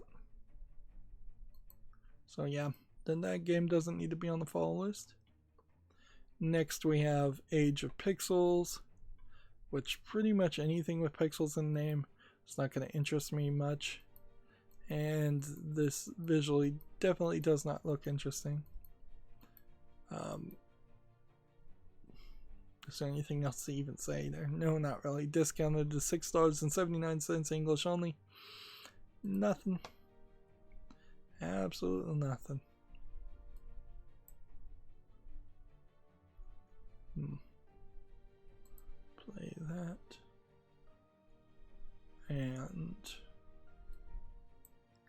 play that. And go ahead and play that. Then end the turn. Yeah, we have about 30 more tabs. And I'm not in incredible pain, even though we've gone almost 2 hours now. So I think we might actually be able to manage to do all of this.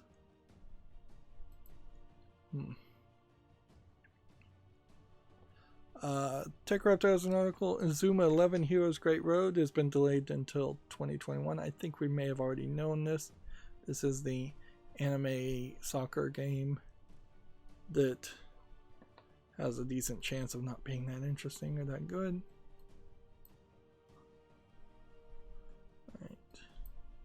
I don't think I can have 2 of these on the field at once, so I have to kind of wait until this one plays itself out and then play this.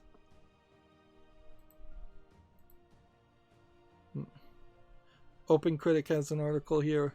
Bethesda will not hold an online press conference in June. Okay. They are the first of the people that would have had a major presentation at E3 to decide not to even have a press conference. And I wouldn't be surprised if we run into more people that decide to go that direction and not even announce things in that artificial time frame and instead announce things when they're good and ready. It's not like Bethesda really even has anything to announce because they don't have the next Elder Scrolls game ready. We know that. They don't have a new Fallout game ready. We know that. They don't have their space game ready. So they were going to have to stretch and tease regardless, and they knew that was going to be the case. So I wouldn't be surprised if maybe next year they actually have something to show. But yeah, I don't think Bethesda has anything new to announce. They probably were going to spend a ton of time talking about a Doom Eternal. And that's already out. Alright, moving on. Twitch Prime April loot and games included Doom Icorn Slayer, which I don't know what that means. Doom Eternal fans acquired the Doom Icorn Slayer Master Collection to get an exclusive skin, play animations, and an upgradable podium and more. Destiny Borderlands 3's gets you a gun and some golden keys. Apex Legends, Rainbow Six Siege, World of Tanks. I'm only mentioning the ones I'm really caring about as far as what they actually offer.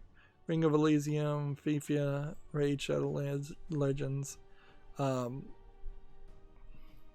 Far too many advertisements for Raid Shadow Legends online, by the way.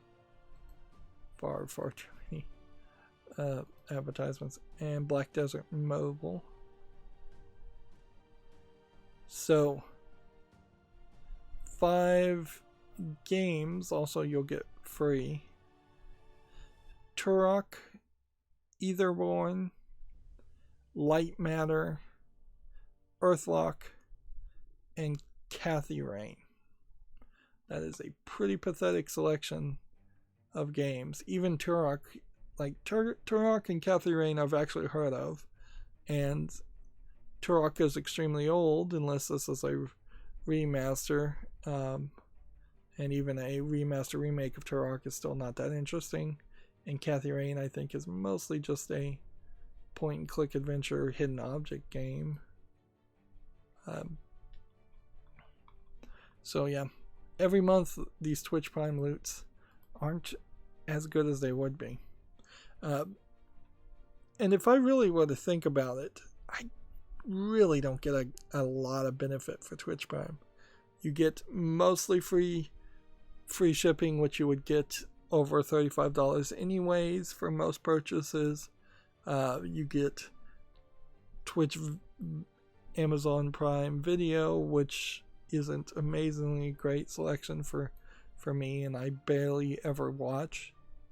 maybe once a year. I'll watch 1 or 2 shows on it. I don't do anything with any of the other offerings at all. So it really is not a good offering for me.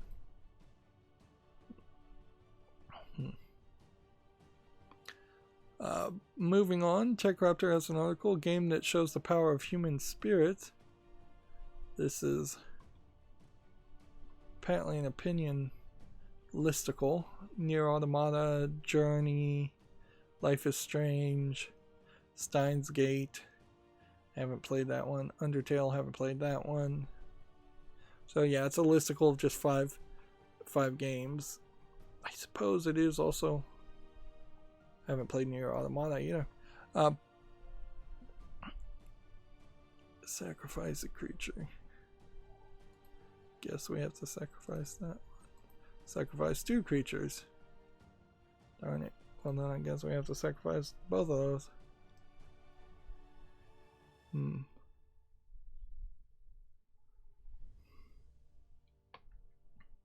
Maybe we're getting back to the old days of video game journalism. Maybe we will start to see more listicles and more pointless articles happen now that people are a little bit more settled in.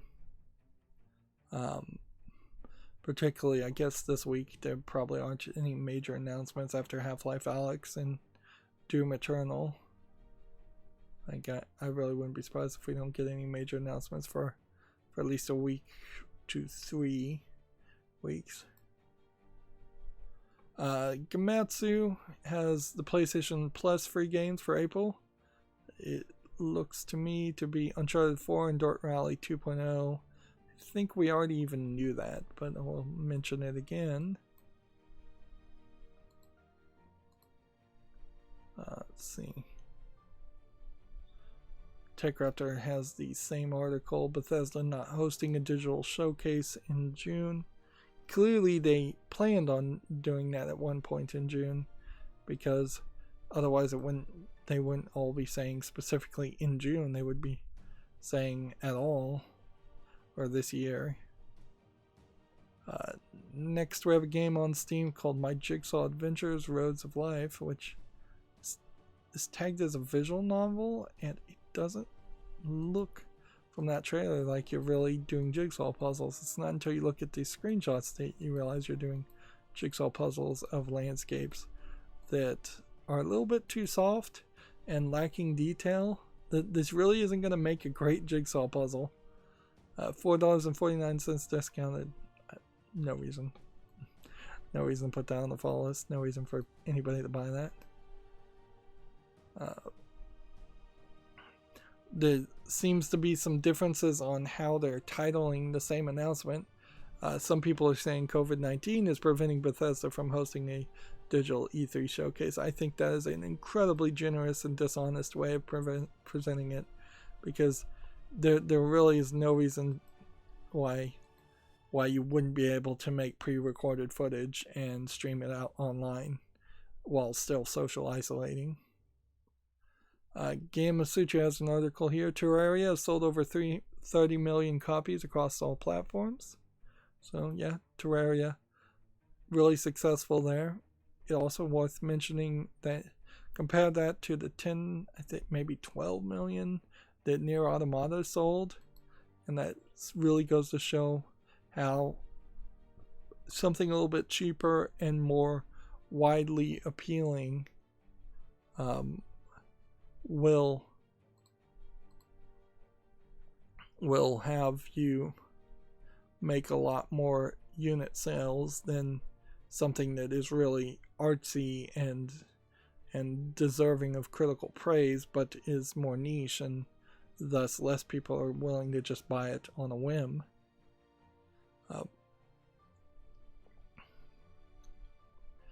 And I don't know what the numbers for Minecraft's total sales on all platforms are, but I wouldn't be surprised if it's approaching 100 million to compare to Terraria.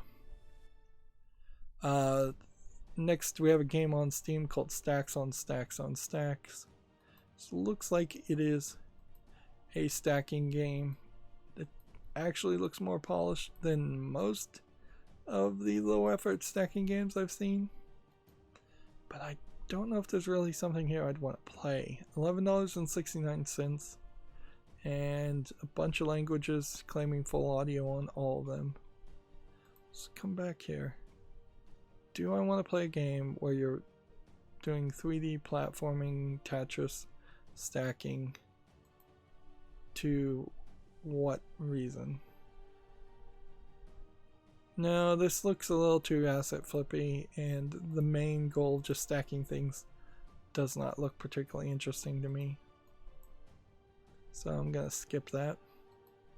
I'm actually feeling, because I'm feeling better right now and not in pain, I'm actually being able to make more critical decisions than I have been in the past couple of weeks, where otherwise I've just been like, whatever, I don't want to think about it, let's just put it on the follow list and deal with it later, which is what I often do, is I just don't want to think about it, so I'll put it on the follow list.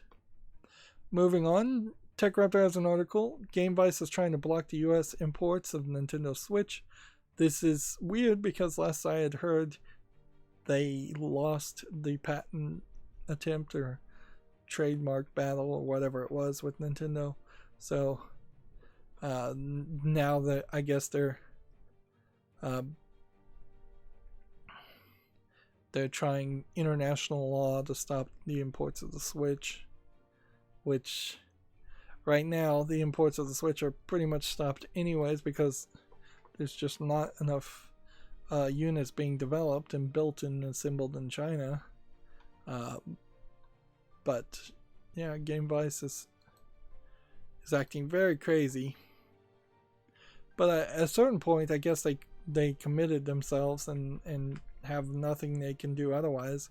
Their entire business model is probably on the verge of failing and collapsing if they cannot convince something to some court to stop Nintendo from selling Switches, so that they can convince Nintendo then to pay them some extortion money or license fee, which is what they're really after. Yeah, I'm gonna lose here, but that's fine. Next we have Brick Breaker VR, which is Arkanoid in VR, which couldn't think of a worse combination of game and technology. Early access, $19.99, English only. Again, not making it to the fall list. I don't think I want to specifically play anymore. Like, we got the 2 daily quests done, and that's pretty much it. I may play more off screen, but I think we're just going to cover the rest of the news and call it a day. TechRaptor has an article here, April Fool's Day 2020 Gaming Roundup. Platinum Games announced Soul Cresta for an April Fool's joke. Soul Cresta as an old school shooter released. It's a continuation of Moon Cresta, an old school arcade shooter released in the 80s. See, Flipnote Studios on Switch. Didn't see that one. Fantasy Battleground Royale and Player Unknown Battlegrounds, so skins. r/game sells out. Many would probably argue that all of Reddit, but in particular r/games, sold out a long time ago. Capcom Street Fighter themed cat puzzle game Nico Drop. Call of Duty Modern Warfare gets a new playlist. War for the Overworld gets wordy. Asphalt 9 has a different view mode. Dying Light teams up with Unturned. Tales of Rayleigh 2. Black Desert Online. Four Tales of Future. Corn Fox and Bros announces Ocean Horn VR. Metabots and Digimon pay tribute to each other. seems like there's more collabs going on. Monster Ranchers Holly Stars in new Atelier game. Starbreeze brings dating to Frozen Bytes Starbase. Steins Gates announces a new comedy film. Dragula's Lost Vagabond Popper. Space Thunder brings out Comet. I didn't see any of these really. Like I saw like 2 of these, and Box Boys Beat 'em Up announced by HAL Laboratories. Bubble Bobble's Bullbon has been arrested. A lot of these seem like they were pretty much just tweets or articles, and that's pretty much it. Destiny Child did a post joke where they said they were going to make a new game that was more of a traditional JRPG mobile game, and with the characters from Destiny Child, and then they said April Fools basically. Origin PCs selling a big retro gaming console, gaming PC. World of Tanks, Football Manager, Giant Cats, Everyone is Smaller in For Honor, Bindi Royale, Raft Royale, Star Citizen Goes Flat Earth. Yeah. None of these feel particularly funny as April Fool's Day jokes, and most of them usually aren't very funny anyways, nor do these feel like they were particularly worked on very much. I guess this is an interesting point to say that people who do April Fool's Day jokes in video game world probably only work on it for the most part in the last 2 weeks before April. And so with so many people busy with other things, it's clearly obvious not too many people made April Fool's Day jokes or wanted to release them, which is the right move. Next we have a game on Steam called Go Far Away, which is just a asteroids game, space shooter, neon lights, things that irritate me. $1.59 discounted, bunch of languages, so nothing there. TechRaptor has this article. This asset flip game is selling for $200 on Steam. I believe we saw this game. The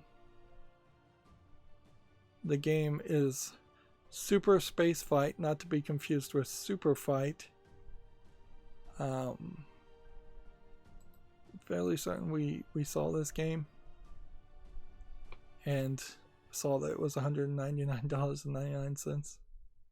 Yep, we saw it, and it is, I guess, somewhat notable, but is it really worth it to give promotion and talk about asset flip games like this, because that just increases their visibility? The only thing you can really come back and say is this is something that Valve should not allow.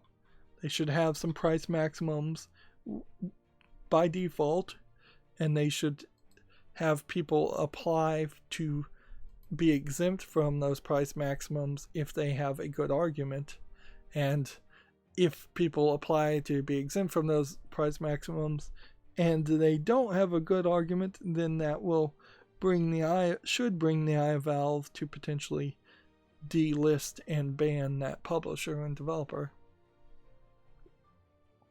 Next, we have a game on Steam called 2MD VR Football Evolution, which this might be interesting. I don't know if you really want to play like robot football in VR, but there might be something to this. Certainly it would be less impactful than playing real football, although you might run into walls and fall over. $11.04, English full audio. I'm going to put this on the fall list and see if people like it.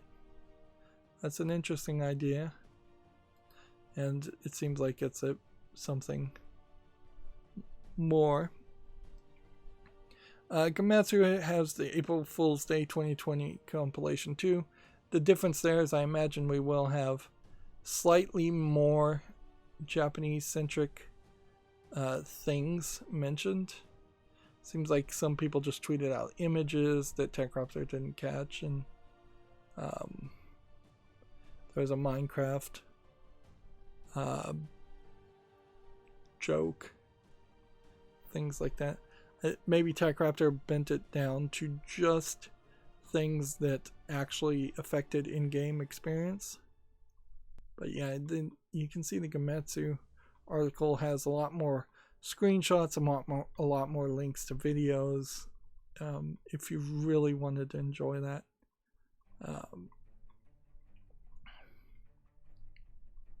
But still not really seeing anything here of any relevant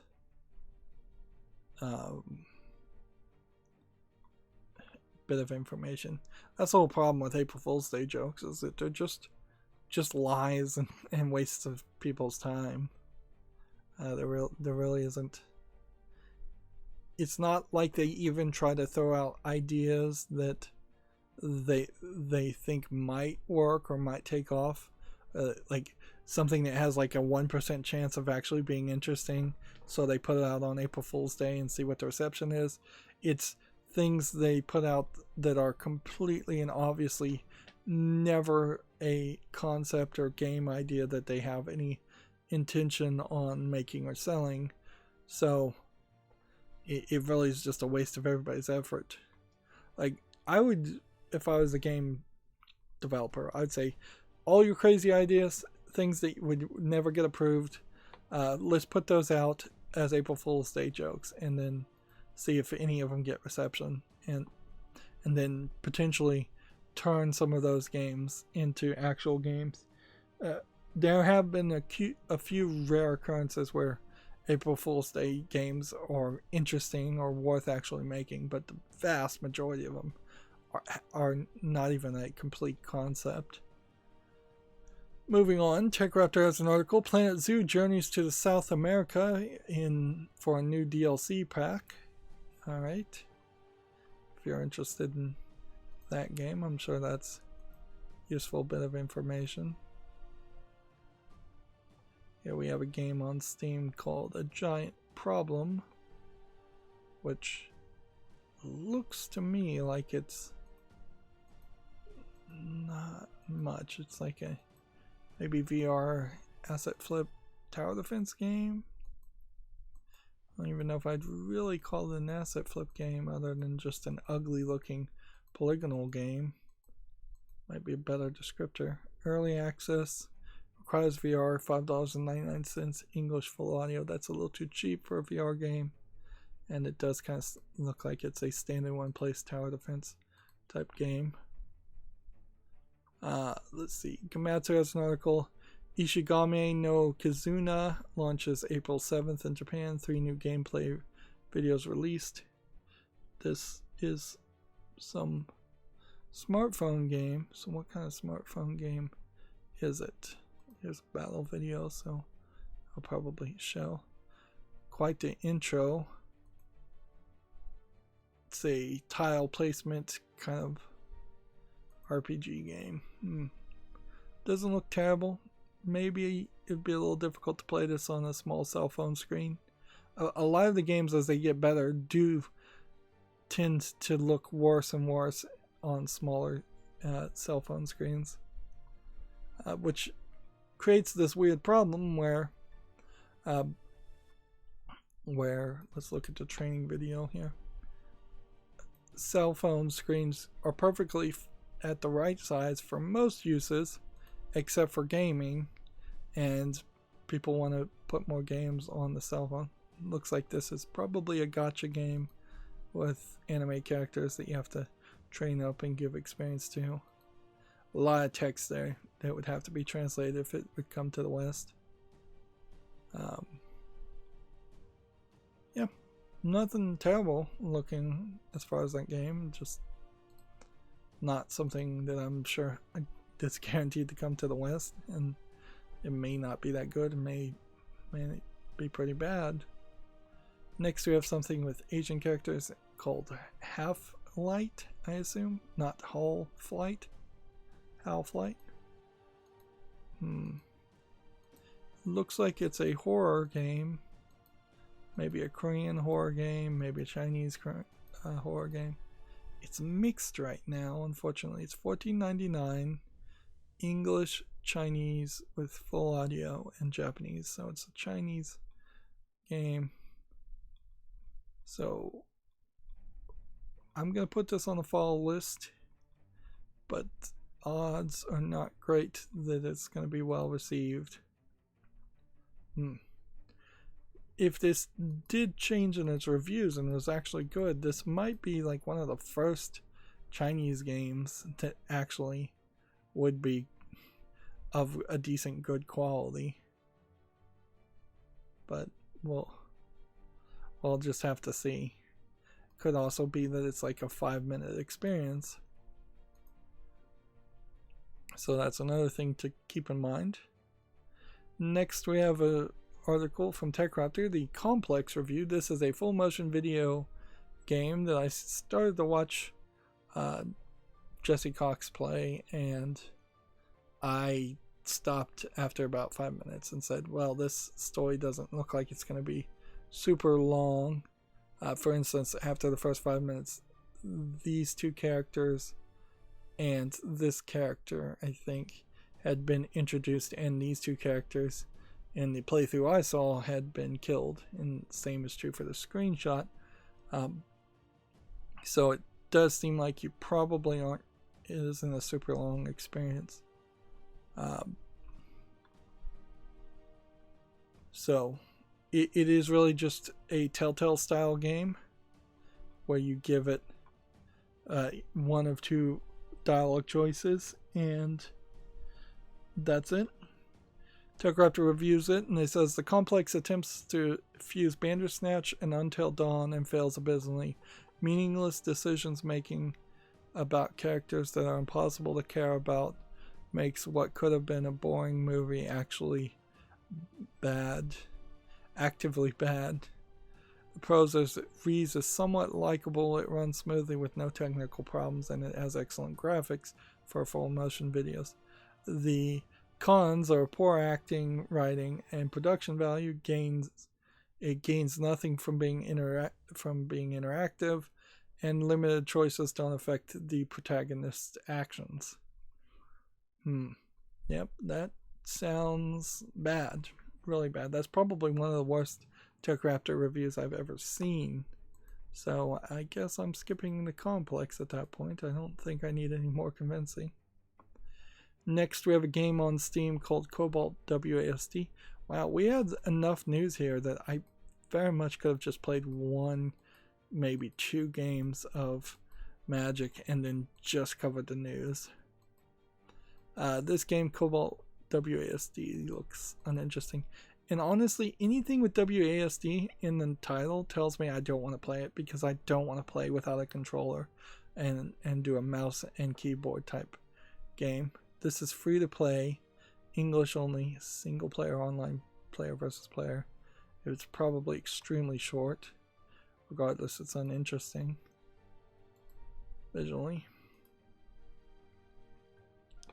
Next, we have a game called Pancake Sailor. That this might just be an asset flip of a sailing game. We've seen a couple other asset flip sailing games or sailing simulator games, and yeah, it doesn't really seem like there's anything here. Free to play, English full audio. Yeah, absolutely nothing there that you would. I guess it's free to play, so I guess if you just wanted to simulate sailing, you're fine there.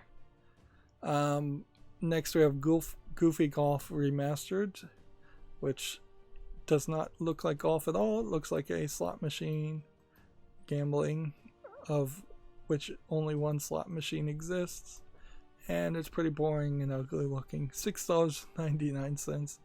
Third party EULA, English full audio. I doubt the slot machine game actually has any audio in it. We already talked about QuakeCon being cancelled.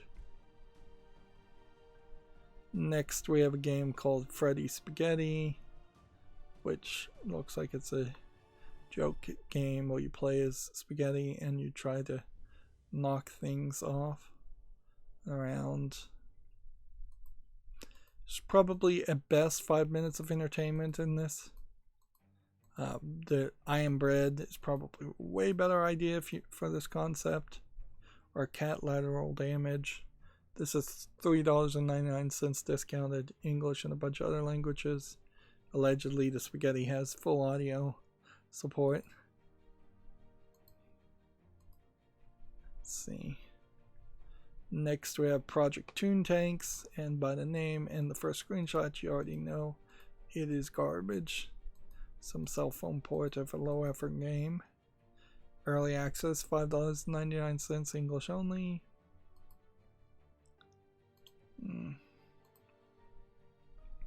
This was some interesting news. Sony Interactive Entertainment Japan Studio establishes an external development department.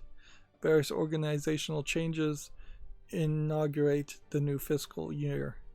So that pretty much means that the Japanese branch of Sony PlayStation doesn't want to make games internally anymore.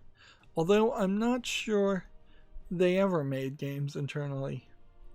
And the bigger story still is that they've seemingly given up any interest in running PlayStation and Sony Interactive Entertainment at all and allowed California to run it. Although currently they may be regretting that and rethinking that, considering how California right now is completely locked down and Japan has yet to really decide that they want to lock down, although they're probably only a few days away from having to do that. See, the External Development Department established, Product Development Department was renamed, Studio Operations Department was renamed, Creative Product Services was renamed, the Product Technology Department, it was abolished, which I would assume that would be the people that made developed the PlayStation 5, and the Business Development Department was abolished, and I assume that would be the department that would be in charge of maintaining good relationships with third-party businesses and third-party game publishers and developers, particularly. Yeah, each of these renaming things also aren't just really renaming for the sake of renaming things. They imply that going from product development department to internal development department means they are no longer going to be product focused or solely product focused.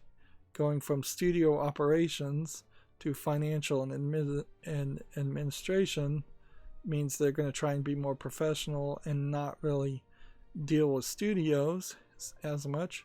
And going from creative product services to creative services again gets rid of the word product. That somebody clearly did not like the word product. Kazo Kato was appointed to the Internal Development Department head, External Development Department head, and Creative Services Department head, so he probably was the person that hated the word product, if I was to guess.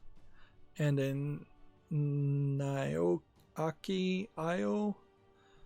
Oi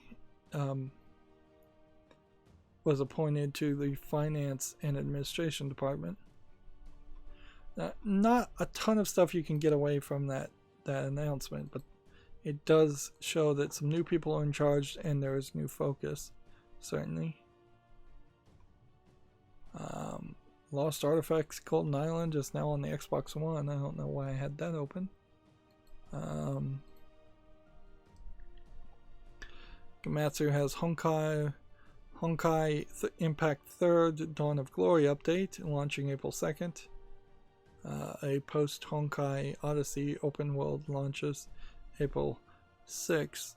This is, I believe, a cell phone gacha game. I've seen a lot of ads for it, but like most of the ads, the game itself is not that interesting. So And I feel like what they probably do in a lot of the YouTube ads for these mobile games is that they, yeah, this actually looks not like a cell phone game. I mean, not the cell phone version of a game. This looks like an action RPG game. It says PC and smartphone, so maybe the PC version's way better. Yeah, it seems like a lot of the ads, they hire people really cheap to pretend like they play the cell phone games and like the cell phone games, and then those people that they're hiring are just like terrible actors and uninteresting, but maybe they're supposed to be annoying and uninteresting characters because maybe that catches people's attention. I have no idea. Next, we have a game on Steam that's just a bunch of Asian characters. It's tagged as an RPG simulation game. I would suspect this is maybe a Chinese visual novel with some like resource time management simulation in it. English is not supported, $2.95, Chinese only. Yep. And it doesn't look terrible as far as the animation. It's just that the interface looked a little off, and that's why I thought it was Chinese instead of Japanese. It's just a little too much text and interface here for what a Japanese game typically has. Next, we have a game on Steam called Nick Bounty and the Dame with the Blue Chewed Shoe, which I don't know if this is a weirdly animated asset flip or if there's actually something to this. That they're probably doing a really good job of hiding bad animation behind a black and white filter, because yeah, this animation doesn't look particularly good. Never heard of Pinhead Games before. It really feels like this is just a straight up ripoff of LA Noire. $9.99, English full audio. Let's look at Pinhead Games and see if they made anything else. They made a game called Forever Space that was free. Alright, I'm going to put this on the follow list and see if people review it. But generally speaking, it looks like it's not up to snuff. And I'm just being really generous. Next, we have a game on Steam called Island of Deception, which, let's see, is it an asset flip player versus player game with kind of a almost kid-friendly animation style to it.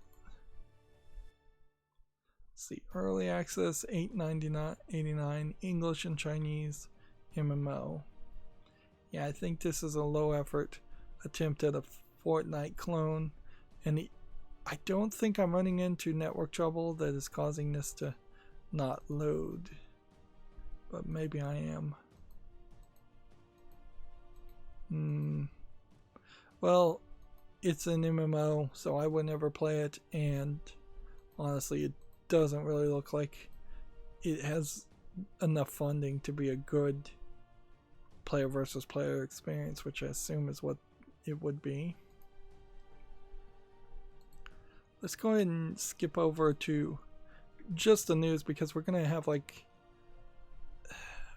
5 to 10 more games to talk about, and I think I might just want to leave those for Friday. Open Critic has an article here. The Resident Evil Resistance beta is now available on PC and PlayStation 4. That's pretty much all that needs to be said on that article. Let's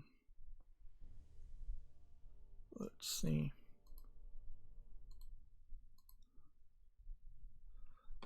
Gamma Sutra has an article. Kojima Productions is working remotely after an employee was diagnosed with COVID-19. That's pretty much too little too late at that point. Everybody's been exposed, with a good chance that everybody's been infected.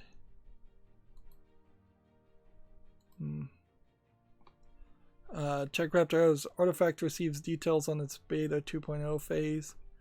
If you're interested, check it out. I don't feel like Artifact is changing enough, even in 2.0, to really catch people's attention. TechRaptor had an article, Steam changes its update settings to lessen internet strain during the coronavirus. So Steam will update less often. Twitch, predictably, was having trouble again. Apparently, tax forms for 1099, miscellaneous tax forms, can be collected. And apparently you need to report your income if you're a Twitch streamer and you made money. But yeah, they've added a new mod tool. Also, I didn't even see that tweet. Yeah, but on the 30th they were having trouble. And again, which, okay. We balance that out. One new mod tool for another day of Twitch trouble. As I was thinking about it, I imagine, and people should keep an eye out here, how many schools or educators are going to stream on Twitch? I imagine the number is going to approach 0, because it is just not established itself as a safe and good place for kids to be on. The same could easily be said for YouTube, but the perception is totally different on YouTube. I would be perfectly fine with a school streaming on YouTube. I would go, no, you can't go on Twitch, because I don't want my students going to Twitch and learning how Twitch works and how they promote a bunch of Twitch thoughts, for lack of a better term, and a bunch of hostile, angry streamers often too. So yeah, I imagine YouTube is going to succeed somewhat well with all of this self-isolation, where Twitch is not going to get that same benefit. Gamasutra has an article here. Xbox is encouraging devs to push updates during off-peak hours to lessen server strain. I'd like to see some real numbers on just how much bandwidth struggle there actually is, because it may not be as much as they're actually implying it is. Gamasutra has an article. Star Citizen developer Cloud Imperium raises $17.25 million in funding, and I'll leave it at that. And then Steam has the BAFTA Game Awards celebrating the nominees. So these are the games that were nominated, and they're putting them on somewhat sale, although that's not really on sale, and I don't think Control's really on sale either. Maybe Untitled Goose Game isn't on sale. So yeah, it's not really a great deal, and I don't know if you really should put any real weight on something being a BAFTA nominee. The main thing to take from something like this is that I don't believe Life is Strange 2 is actually $7.99. I think the first episode is $7.99. The main thing to take from this, though, is the vast majority of these BAFTA nominees are not British-made content. I don't know if any of this is actually made in British. I think maybe this one is, and that's about it. So really, they need to think about how they nominate things, or they need to promote more British, or at the very least UK made games, instead of just promoting games in general because they're good. Next we have a game on Steam called Victory and Glory, The American Civil War. This one doesn't actually look as terrible. There's been quite a lot of of games that represent like the American Civil War and war games in general. This looks like this is an actual board game that might actually have been thought out, so I'm going to put it on the fall list. That being said, it is discounted to $23.99 English only and has a third-party EULA. I think by the time I get back to contemplate thinking about this game, I'm not even going to try and pronounce that word, contemplating this game, I think that price tag and the reviews will knock it off the follow list. Let's see, we've got just a few more games, so let's just power through them. Next, we have a game on Steam called Rolling Sky 2, which looks like it's an infinite runner. It looks kind of pretty, and it looks like it goes in a lot of different directions. But is this...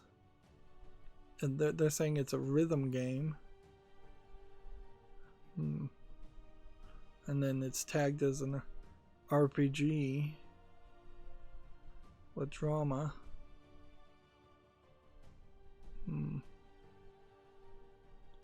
Yeah, I don't know if I really want to play an infinite runner, even if it does look particularly pretty.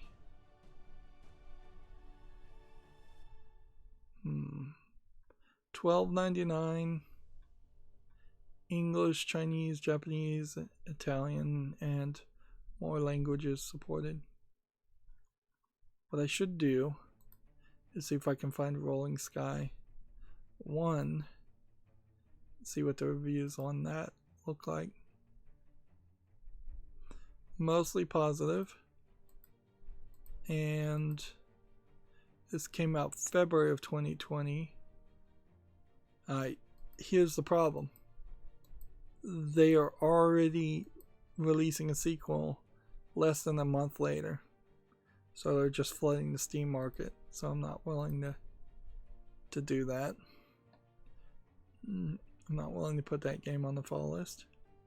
Next, we have a game called Automobilista 2, which looks like a racing game. And since the racing game looks pretty and all, I'll put it on the fall list. Early access, $29.99, English full audio. Let's see, also has a VR mode. Okay, that looks good enough.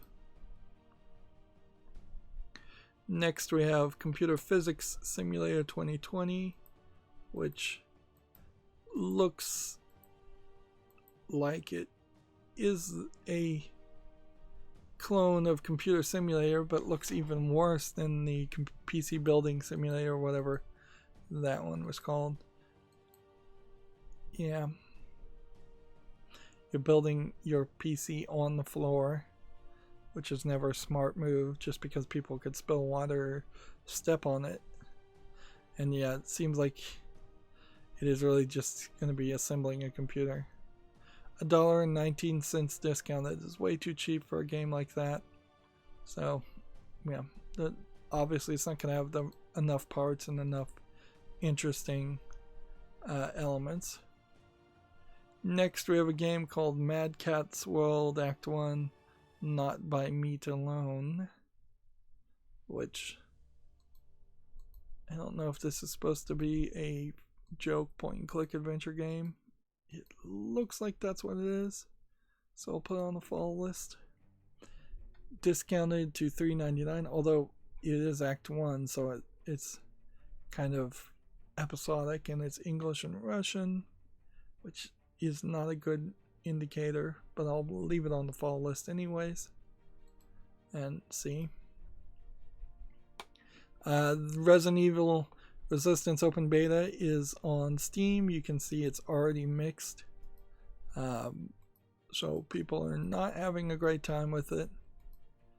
I don't know why Resident Evil, Capcom keeps trying to make these multiplayer game elements for Resident Evil as a series. They should just give up on it and improve the main game.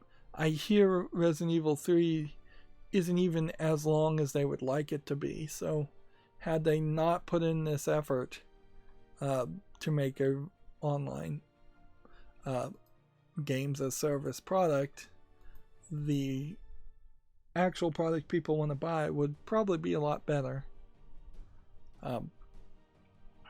But then that may not make them as much money as they would like. Next, we have a game on Steam called Folding Edge, which looks like it's just a space game. Just another boring looking space game. Apparently this one is played using cards somehow. $3.99 English and Chinese. It really is one of these weird Chinese games that just has too many elements thrown in for no reason. Let's see. 3 more games. Next we have Fly Tank, or Fly Tank. It looks like a low effort polygonal game. Discounted to $3.39 English only. Next we have Hero's Descent. It's again not surprising that there's nothing that came out in the past couple days. Nobody wants to release a good game around April Fool's Day. Even though some of these did come out the day before or 2 days before, it's still the entire week of April 1st is probably a good week to just not release anything. This looks like a Crypto the Necrodancer clone, Hero's Descent, discounted to $6.29. Yep, and I just don't see anything interesting there. And the final game we have on Steam is called Orders of Magnitude, which I'm assuming is trying to educate and depict orders of magnitude, or it's just trying to asset flip a bunch of space imagery. Early access, $8.99, requires VR, English only, and yeah, nothing there of interest. So then that brings me to the Humble Bundle, and let's see if there's any new bundles besides the COVID-19 bundle.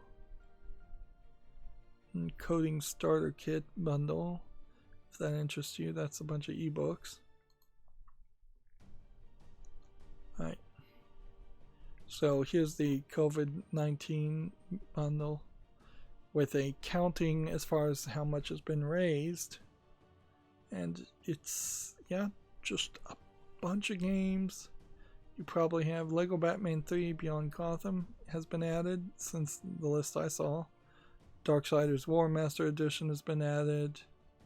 Jackbox Party Pack 2, Brothers A Tale of Two Sons. It's probably wouldn't be a terrible bundle to get regardless.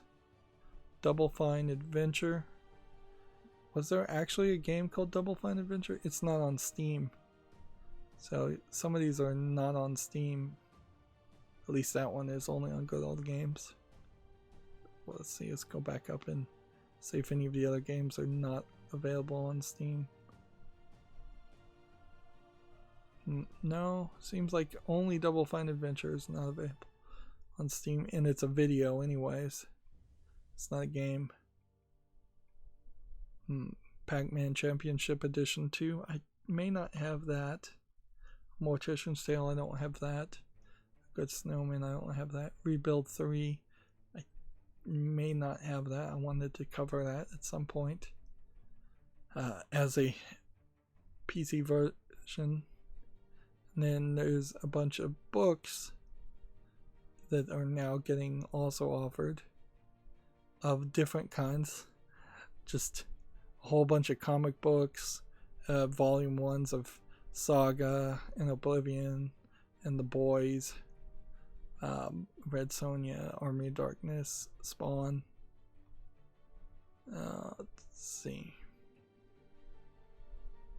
So how much do you have to pay for this?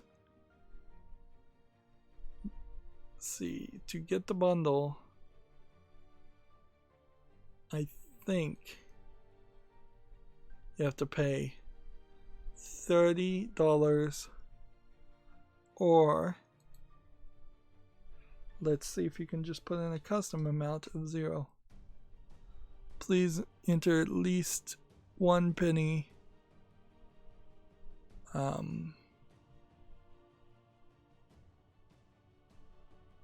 So yeah, 0.01. Can't read this. You must pay $30 to get the Steam key. Okay, so you have to pay $30 if you want the Steam keys. Otherwise, you're just gonna get downloaded versions of all the games. Which, if you don't care about it being on your Steam library, you can apparently just pay a penny that goes to charity. Otherwise, $30. $30 is probably a lot to ask right about now. It's probably not a smart move to spend an extra $30, particularly when you're almost guaranteed to get half of those games duplicated because you already have them. I guess if you were just brand new into if you're brand new to PC gaming, that would be a great deal, but if you aren't, that's about it. And now is not even really a great time to build to build a PC and get into PC gaming, because you're going to have a hard time getting all the parts in a reasonable amount of time. You do have the time to put together and learn how to put together a computer if you already had the parts and install Windows and all of that, but that's pretty much the only thing you can do is hope you could get the parts, and probably not. Same is true for console gaming. If you didn't have any games, if you didn't have any games to play or any backlog of any sort, you really would be in a bad position right about now. But I guess that's unlikely to be the case for most people. Apparently,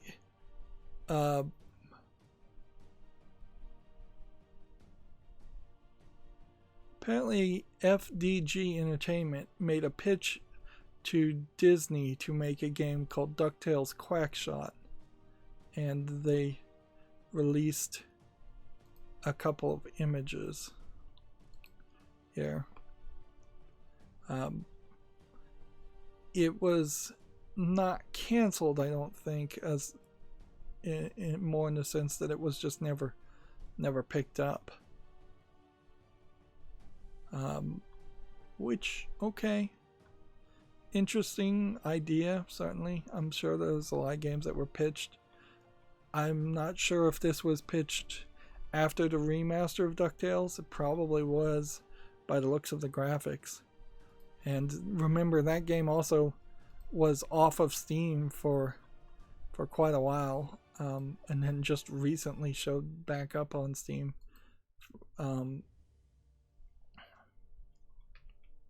So,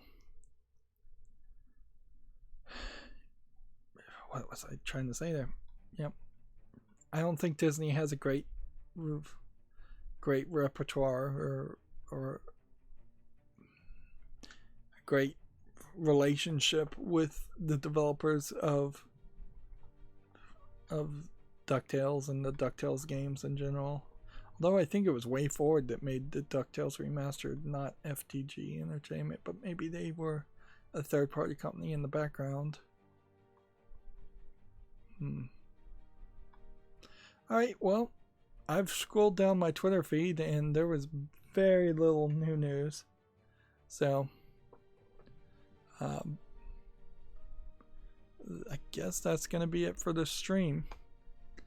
As always, I ask you to like, share, subscribe, comment, and watch every second of my videos. If you want to friend or follow me on any social media sites, there's a bunch of links down below. And if you want to support me further, there's a link to Patreon, or you can friend me on Steam and gift me a game off my wishlist. Thank you for watching.